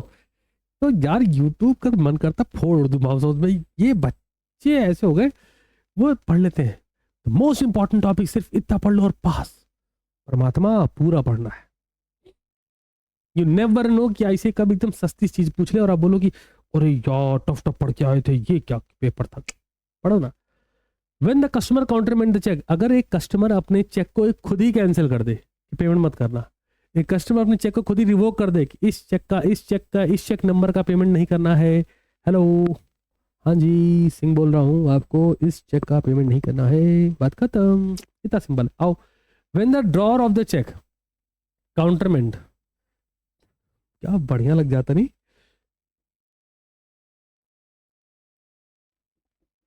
ठीक लग रहा है? कहते हाँ सर अच्छा लग रहा है। Revoke the payment, that is issue instruction to the bank not to make the payment of a particular check.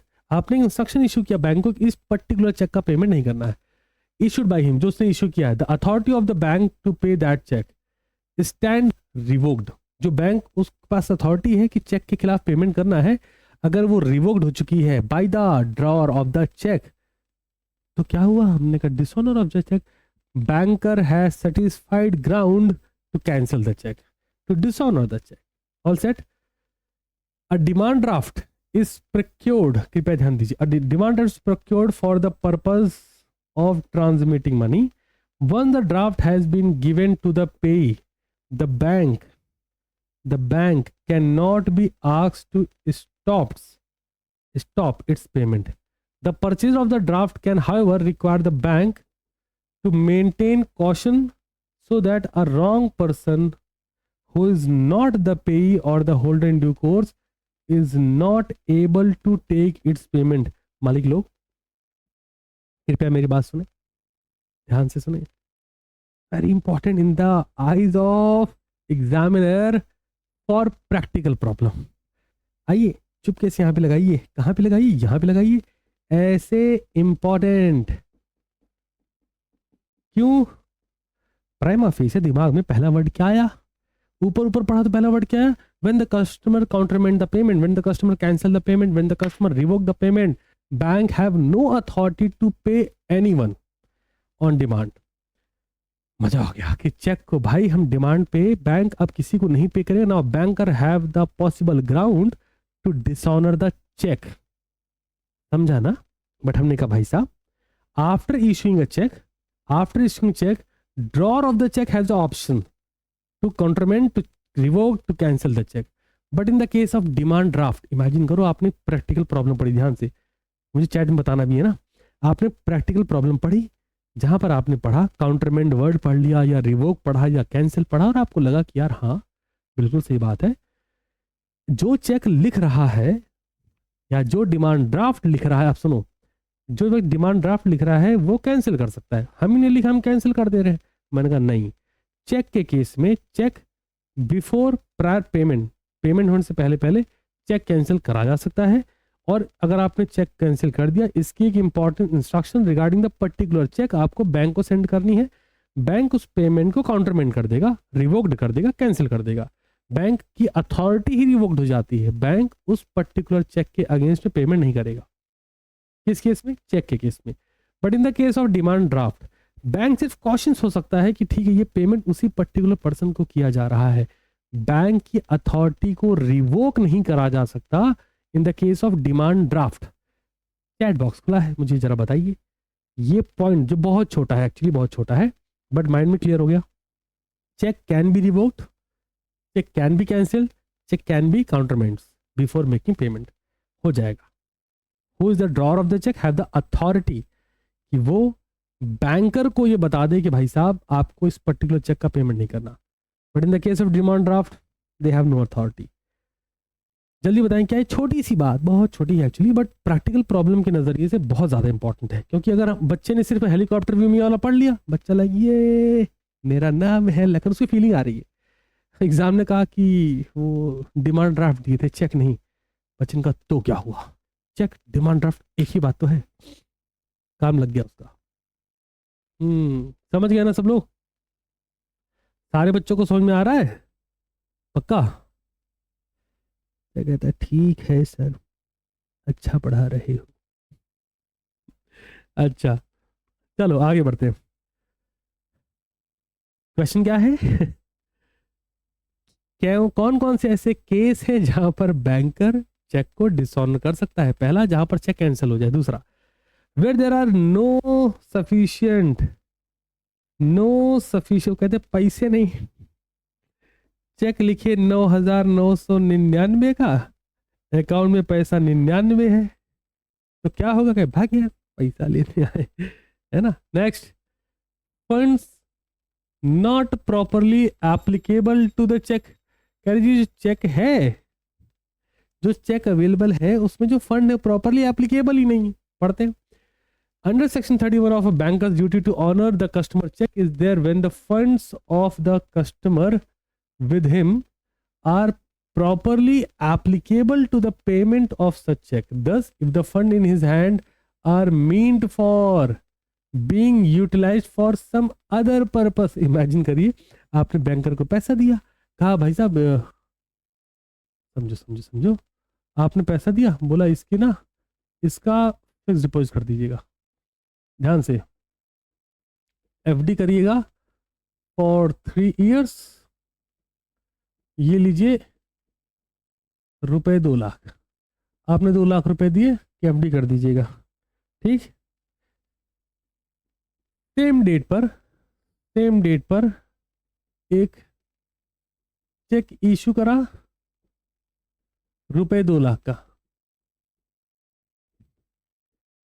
To a creditor कि जाओ बैंक में पैसे ले लो. क्रेडिटर लेके पहुंचा चेक, ये लो पैसा दो. और यहां पर क्या है सीन, यहां पर क्या है, सोचो. हम कह रहे जी banker have no authority to use this amount. Banker के पास उस अमाउंट को यूज करने की अथॉरिटी नहीं है. कि बैंकर वो एफडी वाला पैसा उठा के क्रेडिटर को दे दे तो बैंकर क्या बोलेगा, इस चाचा जो ये चेक आप लाए हैं पैसा नहीं दे पाएंगे, खत्म. Next, cheque not properly presented. भाई साहब साइन नहीं मैच कर रही, डेट नहीं मैच कर रही, चेक में कट लगा हुआ है, प्रॉपरली प्रेजेंट नहीं हुआ, खत्म करिए. देख लेते हैं. ओवरड्रॉन है, चेक पे बहुत सारा कट पिट लग गया है.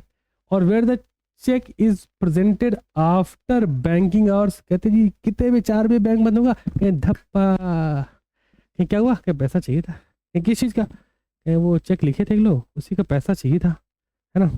भैया 4 बज गया क्या, नहीं अरे अंकल ऐसा मत करिए अंकल, आप समझिए ना. जिसे बच्चे अक्सर पूछ लेते हैं सर क्या हुआ हमने अगर ओवरड्रॉन कर दिया तो. इनका ठीक है दोस्त, इधर आओ. इस वर्ड की मीनिंग समझते हो ना सब लोग? ओवरड्रॉन, इसकी मीनिंग समझते नहीं समझते हो? अच्छा कहते हाँ समझते तो हैं. अच्छा, पेपर में जब यहाँ लिख रहे हो तो बेहोश होके लिख रहे हो, एक बार लिखिए फिर काटे ऐसे ऐसे,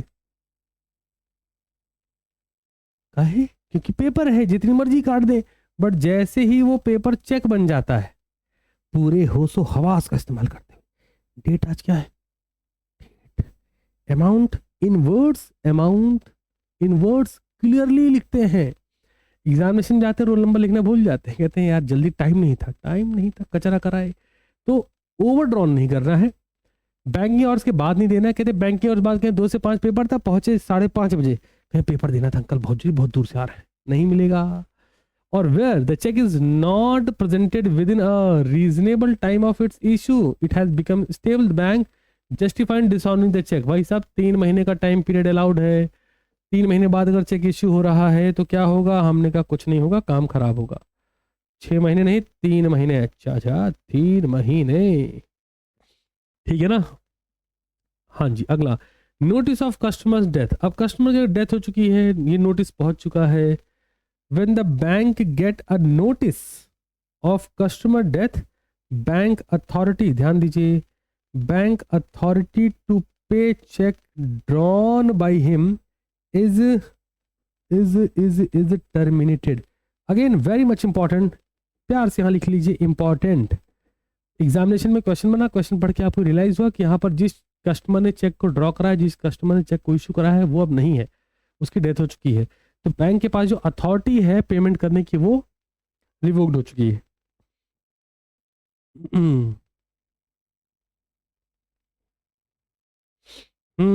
यही बात है, बहुत ही बढ़िया। और भी है भी, बाकी नन्हे मुन्ने हैं, इन पर प्रैक्टिकल प्रॉब्लम नहीं बनेगी, ये डायरेक्ट है, मतलब इसको कोई भी देखे बोले हाँ ठीक है, आंसर का पार्ट बन जाएगा। शुरू के जो 2-3 बताए ना, वहां से प्रैक्टिकल प्रॉब्लम ड्राफ्ट हो सकती है, ध्यान रखिएगा। आइए फोकस करिए फटाफट से। कौन कौन से ऐसे केसेस जहां पर चेक डिसऑन हो सकता है? कस्टमर की डेथ, कस्टमर का इंसॉल्वेंट होना, notice of customer insanity lunacy, death, insolvent, lunatic होना, on receipt of court order prohibiting, मतलब क्या है? रोकना। अगर कोर्ट ने रोक दिया कि नहीं ये अकाउंट फेक है, इससे पेमेंट मत करिए, अकाउंट फॉल्स, इससे पेमेंट मत करिए, अकाउंट डेमी अकाउंट, इससे पेमेंट, अगर कोर्ट इन्वॉल्व हो गया तो बैंकर की अथॉरिटी अपने आप होल्ड हो जाएगी। और आखिरी में, when the cheque is post dated और stale, a customer order to pay cheque is deemed to be made on the date it bears, and therefore if the cheque is presented before that date the banker is justified in refusing the payment. भाई हमने बोला इस date के बाद payment लीजिएगा, आप पहुंच गए, ये चेक तो हमारे पास है ही, शक्तिमान, नहीं मिलेगा पैसा, भाव खोने का पल नहीं है, पैसा नहीं मिलेगा, इतनी बात सुनो। चलो, सारे बच्चे के बाद मुझे चैट बॉक्स में क्लैरिटी दें, क्या सबको ये कंसेप्ट मस्त तरीके से समझ में आ गया है? जल्दी बताइए, क्योंकि इन बिटवीन मुझे इसकी बैटरी चेंज करनी है। अब इसमें 1 पॉइंट बैटरी ही बची है, यदि आपको दिख रहा हो तो बदलनी है दोस्त। चैट बॉक्स में जल्दी बताएं, क्या एक क्वेश्चन की क्लैरिटी हो चुकी है? फटाफट बताइए।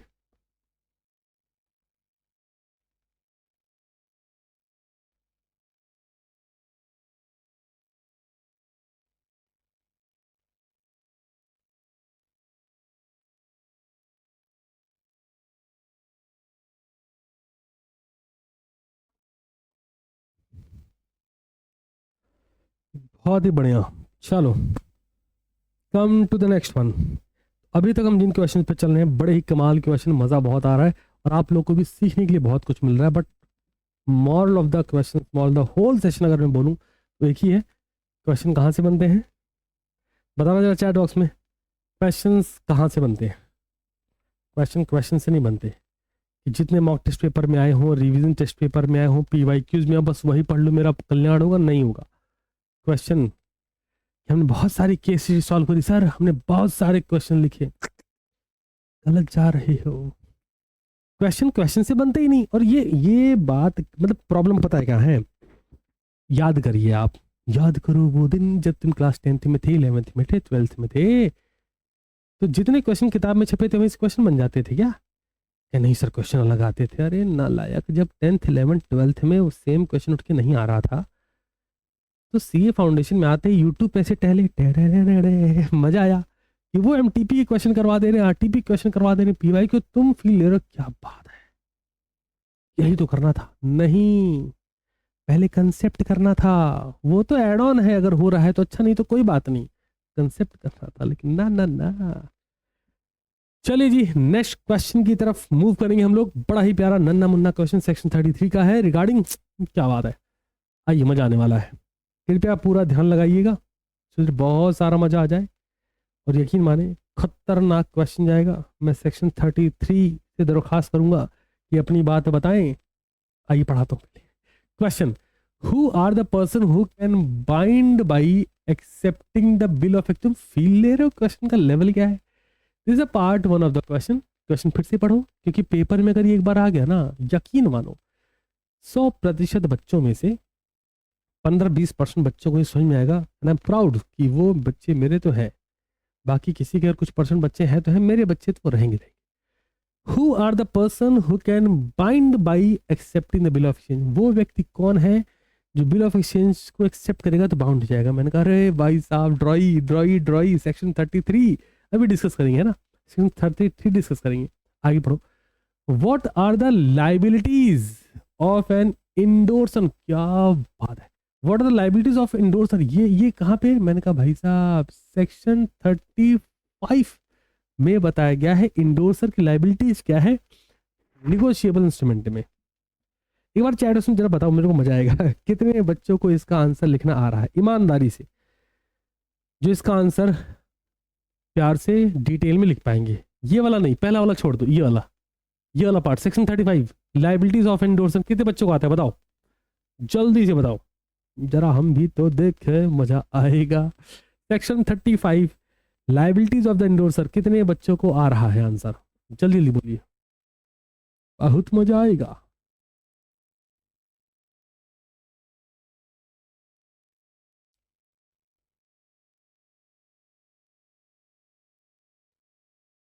क्या हो गया जी? खुश हो जाओ तुम, तुम्हारे पास भरपूर मौका है सीखने के लिए। शुरू करें? चलो,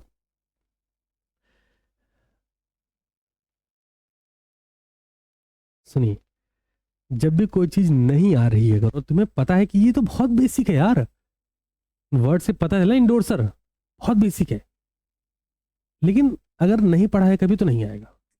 वेरी सिंपल, इसको ऐसा समझिए कि नर्सरी के बच्चे से बोलो 2+2, अंकल 2+2 नहीं आ रहा अंकल, मम्मी सिखाई नहीं, पापा बताए नहीं, टीचर को तो पता ही नहीं है। हमको ABCD सुनाई है, वो सुनाए अंकल। और कुछ आता है? ट्विंकल ट्विंकल लिटिल स्टार आता है।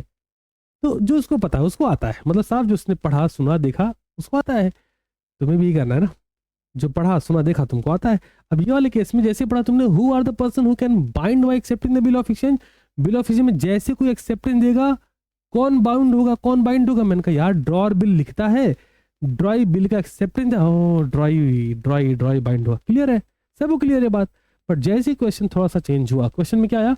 What are the liabilities of endorser? बच्चा कहता हाँ ये मजा आएगा, अभी पढ़ते हैं, आ जाओ, कोई दिक्कत नहीं। चलो, according to section 33 of the negotiable instrument, only following person can accept a bill of exchange. Clear है? कुछ फॉलोइंग लोग ही हैं जो बिल ऑफ एक्सचेंज को एक्सेप्ट कर सकते हैं। मैंने कहा देखते हैं। पहला, द ड्रॉई ऑफ द बिल, जो बिल को ड्रॉ कर रहा है उसने कर दिया, अब जो अगला पर्सन है वो कर सकता है। सेकेंड, ऑल और सम ऑफ सेवरल ड्रॉइज, वो भी करते हैं। Where the bill is address to more than one drawee, तो सारे मिलके कर सकते हैं, सबकी कंसेंट से कोई एक कर सकता है। आगे, a drawee in case of need who is mention in the bill, drawee जिसको नीड है बिल में मेंशन हो वो भी कर सकता है। चौथा, एन एक्सेप्टर फॉर ऑनर, अगर कोई ऐसा है तो ऑनर के लिए कर सकता है। आगे, as a general rule no one can accept the bill except the person to whom it is addressed, but section 33 recognize the exception to this rule and provide that an acceptor for honor can bind himself by such acceptance। तुमने बोला ऐसे कैसे? मैंने कहा याद करो मित्र, accommodation account में पढ़ा था, एकोमोडेशन ऑफ बिल। मैंने कहा हाँ हाँ हाँ, क्या था एकोमोडेशन ऑफ बिल? क्या बोला गया? Where two parties in need of fund without purchasing and selling of the goods। अरे मित्र, बिना कुछ खरीदे बेचे अगर दो पार्टीज आपस में आ रही हैं इन नीड ऑफ फंड, तो हम क्या बोलते थे? इंडोर्समेंट हुआ जी? नहीं, हम बोलते थे एकोमोडेशन हुआ है, एकोमोडेशन ऑफ बिल। जहाँ पर इस पार्टी को भी पैसे की जरूरत है, इस पार्टी को भी पैसे की जरूरत है, ये पार्टी बिल लिखेगी, ये पार्टी एक्सेप्टेंस दे देगी, है कुछ नहीं फिर भी एक्सेप्टेंस दे देगी, ना खरीदा ना बेचा एक्सेप्टेंस दे देगी। अब क्या होगा, पैसा आएगा, दोनों में डिस्ट्रीब्यूट होगा, ये पार्टी से कुछ पेमेंट देगी और ये पार्टी इसको कुछ पेमेंट देगी, दोनों आपस में खेल कूद रहे होंगे। बिफोर मैच्योरिटी डेट कोई एक पार्टी दूसरी पार्टी को सारा पेमेंट करेगी और वो दो पार्टी उठा के फाइनल पेमेंट बैंक को करेगी। सर बैंक को क्यों करेगी? मैंने कहा भाई साहब when the both the parties in need of fund, तो करते क्या है, ये बिल लिखते हैं, वो बिल को सुनना, ये बिल लिखते हैं, वो बिल को एक्सेप्ट करते हैं और ये बिल लेते हैं, पहुंचते हैं bank. And option number 2 applicable. Drawer has 3 option, first hold till maturity, यहाँ तो चलेगा नहीं क्योंकि ड्रॉअर पैसा देने वाले नहीं, उसको खुद को साले को पैसे की जरूरत है, तो पहला ऑप्शन गलत। ऑप्शन नंबर 3 कि जो ड्रॉअर हमारा अवेलेबल है, क्या करे, इंडोर्सी को पैसे बिल सेंड कर दे, ड्रॉअर ने बिल दे दिया इंडोर्सी को, ड्रॉअर को बोला पैसा तुम उनको दे देना, वो कह रहा है पैसे की हमको भी जरूरत है, हमने तुमसे कुछ खरीदा थोड़ी है ना। Option number 2 applicable. Drawer discounted the bill with the bank, कैसे, डिस्काउंट पे है ना, bill discounted with the bank before maturity date, bill लिखा, बिल एक्सेप्टेंस और लेके पहुंच गया बैंक, भैया पैसा चाहिए, पैसा ले लिया। तीसरे केस ड्रॉई बन सकता है। All in case ड्रॉई is the person, है ना, जो लाइबल रहेगा। अब पहला पार्ट हो गया। Second, what are the liabilities of endorser और एन नेगोशिएबल इंस्ट्रूमेंट, सेक्शन 35 क्या बोलता है दिखाता हूं। Section 35, yes, liabilities of an endorser, एक बार पढ़ेंगे हमेशा याद हो जाएगा। आओ आ जाओ आ जाओ। Liabilities of endorser, in the absence of a contract to the contrary, whoever endorse and delivers a negotiable instrument before maturity without in such endorsement expressly excluding or making conditional his own liability is bound thereby to every subsequent holder. Sir what do mean by subsequent holder? मैंने कहा A B C, उसका legal representative, उसका legal, वाह, legal represent सबको, शाबाश। In case of dishonour by the drawee, अगर drawee dishonour कर जाता है एक्सेप्टर और maker, to compensate such holder, अगर ये कंपनसेट नहीं कर पाते हैं, डिसऑनर कर जाते हैं, फॉर एनी लॉस और damage caused to him by such dishonour provided, अब आओ, due notice of dishonor has been given to or received by such endorser as hereinafter provided। तो जो हमारा इंडोर्सर है, अगर तो कोई कॉन्ट्रैक्ट नहीं अवेलेबल है ऐसा कि ये इंडोर्सर है, इनकी लाइबिलिटी रहेगी, तो हमने बोला क्या होगा, जो भी लाइबिलिटीज ड्यूज हैं उस पर जो भी लॉसेज हो रहे हैं, जो भी डैमेजेस हो रहे हैं, सबका पेमेंट होगा। एक बात थोड़ा आ गया, आइए, एवरी इंडोर्सर, ध्यान देना, आफ्टर डिसऑनर, अब यहां से पॉइंट पकड़ना, अगर डिसऑनर की बात नहीं आई तब तक तो ये रहा, अब अगर डिसऑनर हो चुका है, ये वर्ड था बिफोर, कृपया ध्यान दें, यहां पर मेंशन भी है, मैंने सर्कल भी किया है, बिफोर, है ना। अब इधर आइए, ये वर्ड है आफ्टर, आफ्टर डिसऑनर, चलो जी। Every endorser after dishonor is liable as upon an instrument payable on demand। अगर एक चेक डिमांड पे पेबल है तो इंडोर्सर लाइबल है आफ्टर डिसऑनर, आफ्टर डिसऑनर, ध्यान रखना।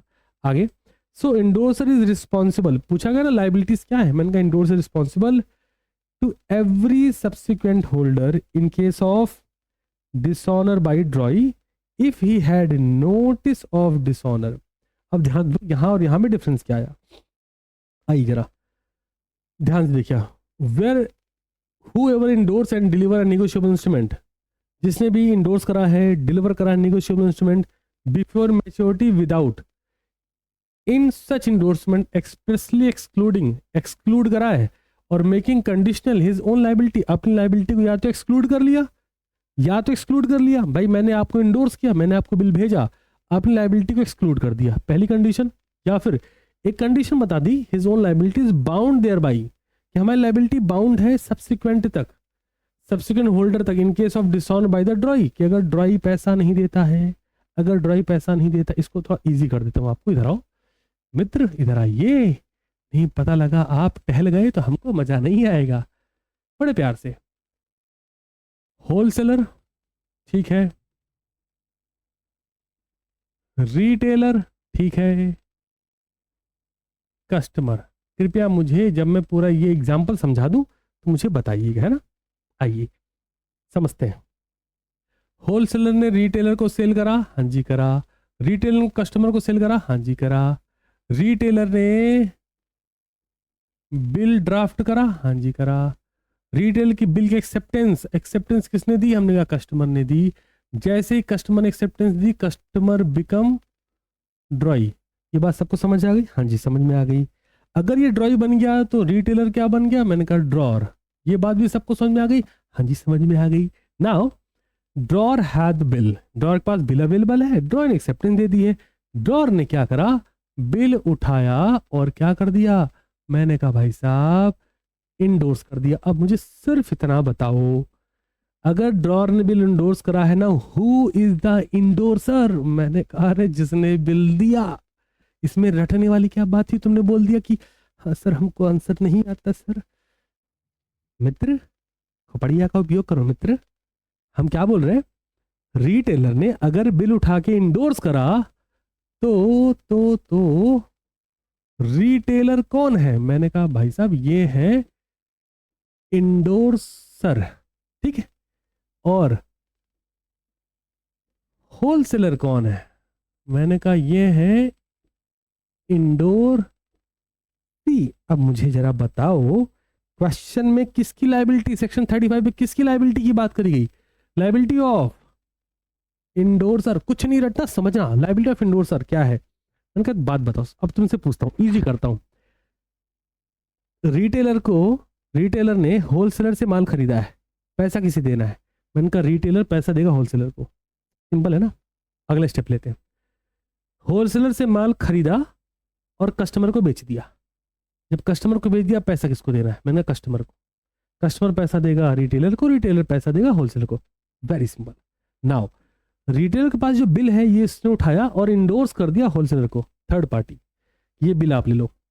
नाउ हु इज द पेई इन दिस केस, मैंने कहा होलसेलर। पैसा किसको मिलने वाला, होलसेलर को। लेकिन पैसा देगा कौन, मैंने कहा भाई साहब ड्रॉई, क्योंकि यही वाला बिल उठा के दिया है तो ड्रॉई को पैसा देना है। बट अब क्या बोला गया, इन द केस ऑफ डिसऑनर, कि अगर ड्रॉई पैसा नहीं देता, अरे मित्र सुनो, अगर ड्रॉई पैसा नहीं देता, ड्रॉई पैसा नहीं देता, ड्रॉई पैसा नहीं देता, तो क्या ये भी नहीं देंगे बताओ जरा। अगर ड्रॉई पैसा नहीं देता तो क्या ये भी, कौन, लाइबिलिटी किसकी, मैंने क्या ये भी पैसा नहीं देंगे। यही लाइन लिखी गई है, every endorser after dishonour is liable. Liable अगर वो नहीं पैसा दे रहा, liable as upon an instrument payable on demand, so endorser is responsible to every subsequent holder, सबको देना पड़ेगा। in case of dishonor by ड्रॉई का डिसऑन हो गया, if he had notice of dishonor except where there is contract to भाई अगर contract में कुछ कंडीशन ही अलग लिखी फिर बात अलग है, एक्सप्रेसली लिमिट लिखी फिर भी बात अलग है। अदरवाइज अगर अगर अगर डिसऑनर हो रहा है इन द केस ऑफ इंडोर्समेंट, तुमको समझा नहीं समझा, बताओ बताओ बताओ बताओ जल्दी बताओ। चलो chat box, come on everyone, सारे बच्चे जल्दी बताओ मुझको, क्या ये लायबिलिटीज ऑफ इंडोर्सर क्लियर हुई, जल्दी बोलो। अब बताओ, अब लिख लोगे कि endorser is liable to endorsee in case of dishonour of drawee until unless कि if the exceptions is available, कि कॉन्ट्रैक्ट ऑफ कॉन्ट्रैक्ट की कॉन्ट्रैक्ट में एक्सप्रेसली ऐसी कंडीशन लिख दी गई है कि ड्रॉ ने बोल दे भैया हम इस लिमिट तक हैं, तब तो बचेगा, अदरवाइज नहीं बचेगा। अब सब क्लियर है क्या, एक नंबर, मजा आ गया। हाँ जी, तो मैं वही बोलता हूँ कि अब कैसा है देखो, कि जब हमने आपसे यहाँ क्वेश्चन पूछा, हम करे नहीं बहुत नई लाइन है, what are the liabilities of endorser, कहते ये तो हमको समझेगा ही नहीं। मैंने कहा अच्छा ठहर जाओ, फिर हमने तुमको पढ़ा, तुम तब भी ऐसे देख रहे थे क्या हो रहा है। मैंने कहा तुम्हें बताते ये हो रहा है बस, कि इंडोर्सर की लाइबिलिटी क्या है। मैंने कहा इन the case of dishonour of ड्रॉई, ये डिसऑनर हो गया, दैट डजंट मीन कि ये पैसा नहीं देंगे, इनको तो इन्हें देना ही देना है। सारे बच्चों क्लियर है, पक्का मान लें, कहता है मजा और ही भाई, ठीक है बहुत ही बढ़िया, ऑल सेट ऑल सेट।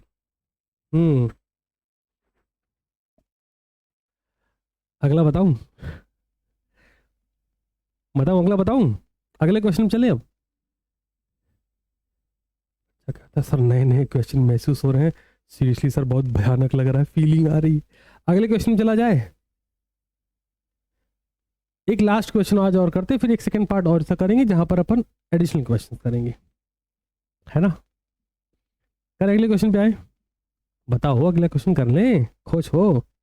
ये बच्चा टेंशन में आ जाए कोड़ी बाबा। एक क्वेश्चन और कर लेते हैं, फिर जैसे हमने कंपनीज एक्ट 2 पार्ट में करा, सेल्स ऑफ गुड्स एक्ट करा, वैसे इसको भी करेंगे। एक पार्ट और करेंगे इसका जहां पर हम और एडिशनल क्वेश्चन, हालांकि प्रिपेयर्ड है, मैं फिर बता दूं प्रिपेयर्ड है, संदेह मत लेना कि सर की मेहनत में कमी नहीं रह रही, बहुत तगड़े तरीके से मामला एकदम सेटल्ड है। बट स्टिल हम लाइक कि नहीं, कुछ एडिशनल और डालूंगा तो मजा आएगा। शुरू करूँ? चलो अगला क्वेश्चन लेते हैं। भाई साहब, क्वेश्चन देखिए, आपको फील है सर क्या कर रहे हो सर, इस बैच में अलग ही लेवल पे चल रहा है। नहीं कि मेहनत हो तो ऐसी हो कि फील आ जाए कि यार ये टीचर लगा पड़ा है। तुम कैसे नहीं लगोगे दोस्त? आ जाओ शुरू करते हैं। क्वेश्चन देखिए पहले, चलिए। द पेई और the holder, who is the payee? मैंने कहा देखो, ड्रॉर, ड्रॉई। इफ, ध्यान से, drawer, who is the drawer? Who draft the bill. Who is the drawee? Who accept the bill. Now who is the payee? मैंने कहा drawer has three option. Drawer has three option. Drawer has three option after acceptance of the bill. Drawer has three option. First, hold the bill till maturity. अगर drawer ने maturity तक bill hold करा, drawer become the payee. Second option, bill discounted with the bank. Now who is the holder of the bill? मैंने कहा bank. Now who is become the payee? मैंने कहा bank. जिसके पास bill होगा, पैसा उसको मिलेगा, तो वही पेई है। पेई मतलब पाने वाला, ठीक है ना? तीसरा option, drawer endorse the bill to endorsee. Drawer ने बिल उठाया, अब तो इंडोर्सर समझ में आ गया ना। ड्रॉर ने क्या करा, इंडोर्सर बन गया, बिल उठा के इंडोर्स कर दिया टू इंडोर्सी, होलसेलर को दे दिया। Now who is the holder of the bill? मैंने कहा endorsee. Now who is the पेई ऑफ द बिल? मैंने कहा इंडोर्सी। इंडोर्सी को पैसा मिलेगा। क्वेश्चन समझते हैं। द पेई, पेई बोलिए या फिर होल्डर ऑफ निगोशिएबल इंस्ट्रूमेंट बोलिए, एक ही बात है। अब आगे क्या बोलते हैं, हैज सर्टेन फॉर्मेलिटीज। क्या क्या लाइन है, कहते हैं जी हो जो होल्डर ऑफ बिल है ना, उसको सर्टेन फॉर्मेलिटीज है to observe before he can claim payment. वो तो ऑब्जर्व करे बिफोर क्लेमिंग द पेमेंट। समझते हैं। मैंने इनको माल बेचा, मैंने बिल लिखा, इन्होंने बिल एक्सेप्ट करा, ये बोले 3 महीने बाद पेमेंट दे देंगे। मेरी कुछ फॉर्मेलिटीज होगी ऑब्जर्वेशन के लिए, मुझे ऑब्जर्व करना चाहिए, है ना? आओ देखते हैं आगे एक पार्ट दूसरा। यहां देखिए, presentment is first of such formalities. और फिर क्या बोलते हैं मित्र? डिस्कस। कितने लोग के माइंड में इस क्वेश्चन का आंसर ड्राफ्ट हो रहा है? सोचो, मुझे बताना मत, सोच लो बस, है ना? मजा आएगा तुमको। कहते presentment is first of such formalities, कि ड्रॉर की, होल्डर ऑफ द बिल की कुछ ड्यूटीज है ना? कुछ ऑब्जर्वेशंस हैं उनकी before making the payment. Payment होने से पहले कुछ ऑब्जर्वेशंस हैं, जिसमें से presentment of bill is first. Discuss, कहते हैं डिस्कस करो, हमने कहा कर देंगे। चलो, the payer holder of an instrument has certain duties to perform before he can claim payment if the bill require acceptance. अगर बिल को एक्सेप्टेंस रिक्वायर्ड है, it must be presented for acceptance. आगे बढ़िए। Presentment is presentation of the document to the drawee, drawee को document दिया गया हो, maker और acceptor in order to fix liability, की इसको एक्सेप्ट करेगा कौन, लायबिलिटी लेगा कौन। आसान भाषा में बताता हूं। 4 दोस्त गए चाय पीने, ध्यान से, 4 दोस्त गए चाय पीने, चाय पी रहे हैं, चाय पी ली है, एक दोस्त और आराम से पी रहा है, दूसरा दोस्त फोन निकाल उधर बात कर, हाँ भाई हाँ हाँ, अरे अरे यार पापा कौन है बेटा, हाँ हाँ हाँ जी पापा जी, हाँ जी क्या हुआ, हाँ जी हाँ जी हाँ जी। तीसरा दोस्त गर्लफ्रेंड से लग गया, अरे यार वो वेटर बिल लेके आया, ध्यान से वेटर क्या लाया, बिल लाया, bill bill bill, waiter bill लेके आया। Now who is the acceptor of the bill? मैंने कहा 4 में से 3 तो लगे पड़े। Who is the acceptor of the bill? मैंने कहा चौथा। लाओ, हमने बिल एक्सेप्ट करा for what, for fixation the liabilities. लिए हो, लाओ भैया क्यों, लाओ पे करो, तुमको समझाया पॉइंट? तो प्रेजेंटमेंट क्यों जरूरी है? मैंने कहा लाइबिलिटी फिक्स करने के लिए है यार, अभी क्या ही बोले तुमको। आओ तो अगला आते हैं, fix liability upon the individual concern. Liability concern है ना। अब अगला, presentment may be of following types. अब ध्यान देना, प्रेजेंटमेंट के कुछ टाइप्स हो सकते हैं, मैंने कहा उड़ा देते हैं। पहला, presentment of bill of exchange for acceptance, हम बिल दे रहे हैं एक्सेप्टेंस के लिए। दूसरा, presentment of promise notes for sight, promise note दे रहे हैं। तीसरा, presentment of promise notes bill of exchange और चेक फॉर पेमेंट। एक हमने दिया एक्सेप्टेंस के लिए, एक दिया साइट के लिए कि 2 महीने 3 महीने बाद पेमेंट करना। एक हमने दिया पेपर ऑन डिमांड, ये लो चेक पैसे लाओ, ये लो बिल पैसे लाओ, ये लो प्रॉमिस नोट्स पैसे लाओ। 3 ऑप्शन। अगला, acceptance is required only in case of, ध्यान देना, only in case of bill of exchange. Therefore only in case of bill of exchange it is presented for acceptance. ध्यान से, presentment for acceptance means exhibiting the bill of exchange to drawee. क्या कर रहे हैं, क्या कर रहे हैं? प्रेजेंटमेंट की ड्रॉर कह रहा भैया ये रहा बिल, क्यों? साइन कर दो, पैसा दोगे, है ना। आगे, to procure the acceptance every, यहां ध्यान दीजिए, every negotiable instrument, promise notes, bill of exchange और cheque is ultimately meant for payment. क्यों हम नेगोशिएबल इंस्ट्रूमेंट बना क्यों रहे? पेमेंट के लिए तो। For which it is always required to be presented to the maker, drawee और acceptor as the case may be. बहुत ही शानदार जी, बहुत ही शानदार। आई बिलीव कि अभी तक हमने जितना पार्ट करा आपको समझ में आया होगा, है ना। नेगोशिएबल इंस्ट्रूमेंट एक्ट 1881 के एक मेजर पोर्शन को हमने भी कवर कर लिया है। आईसीए मॉड्यूल की आपको रीडिंग करनी रहेगी, देन आफ्टर अभी इसका एक पार्ट हम और लाइव करेंगे, सो दैट आपके माइंड में क्या नेक्स्ट लेवल रिवीजन जाए।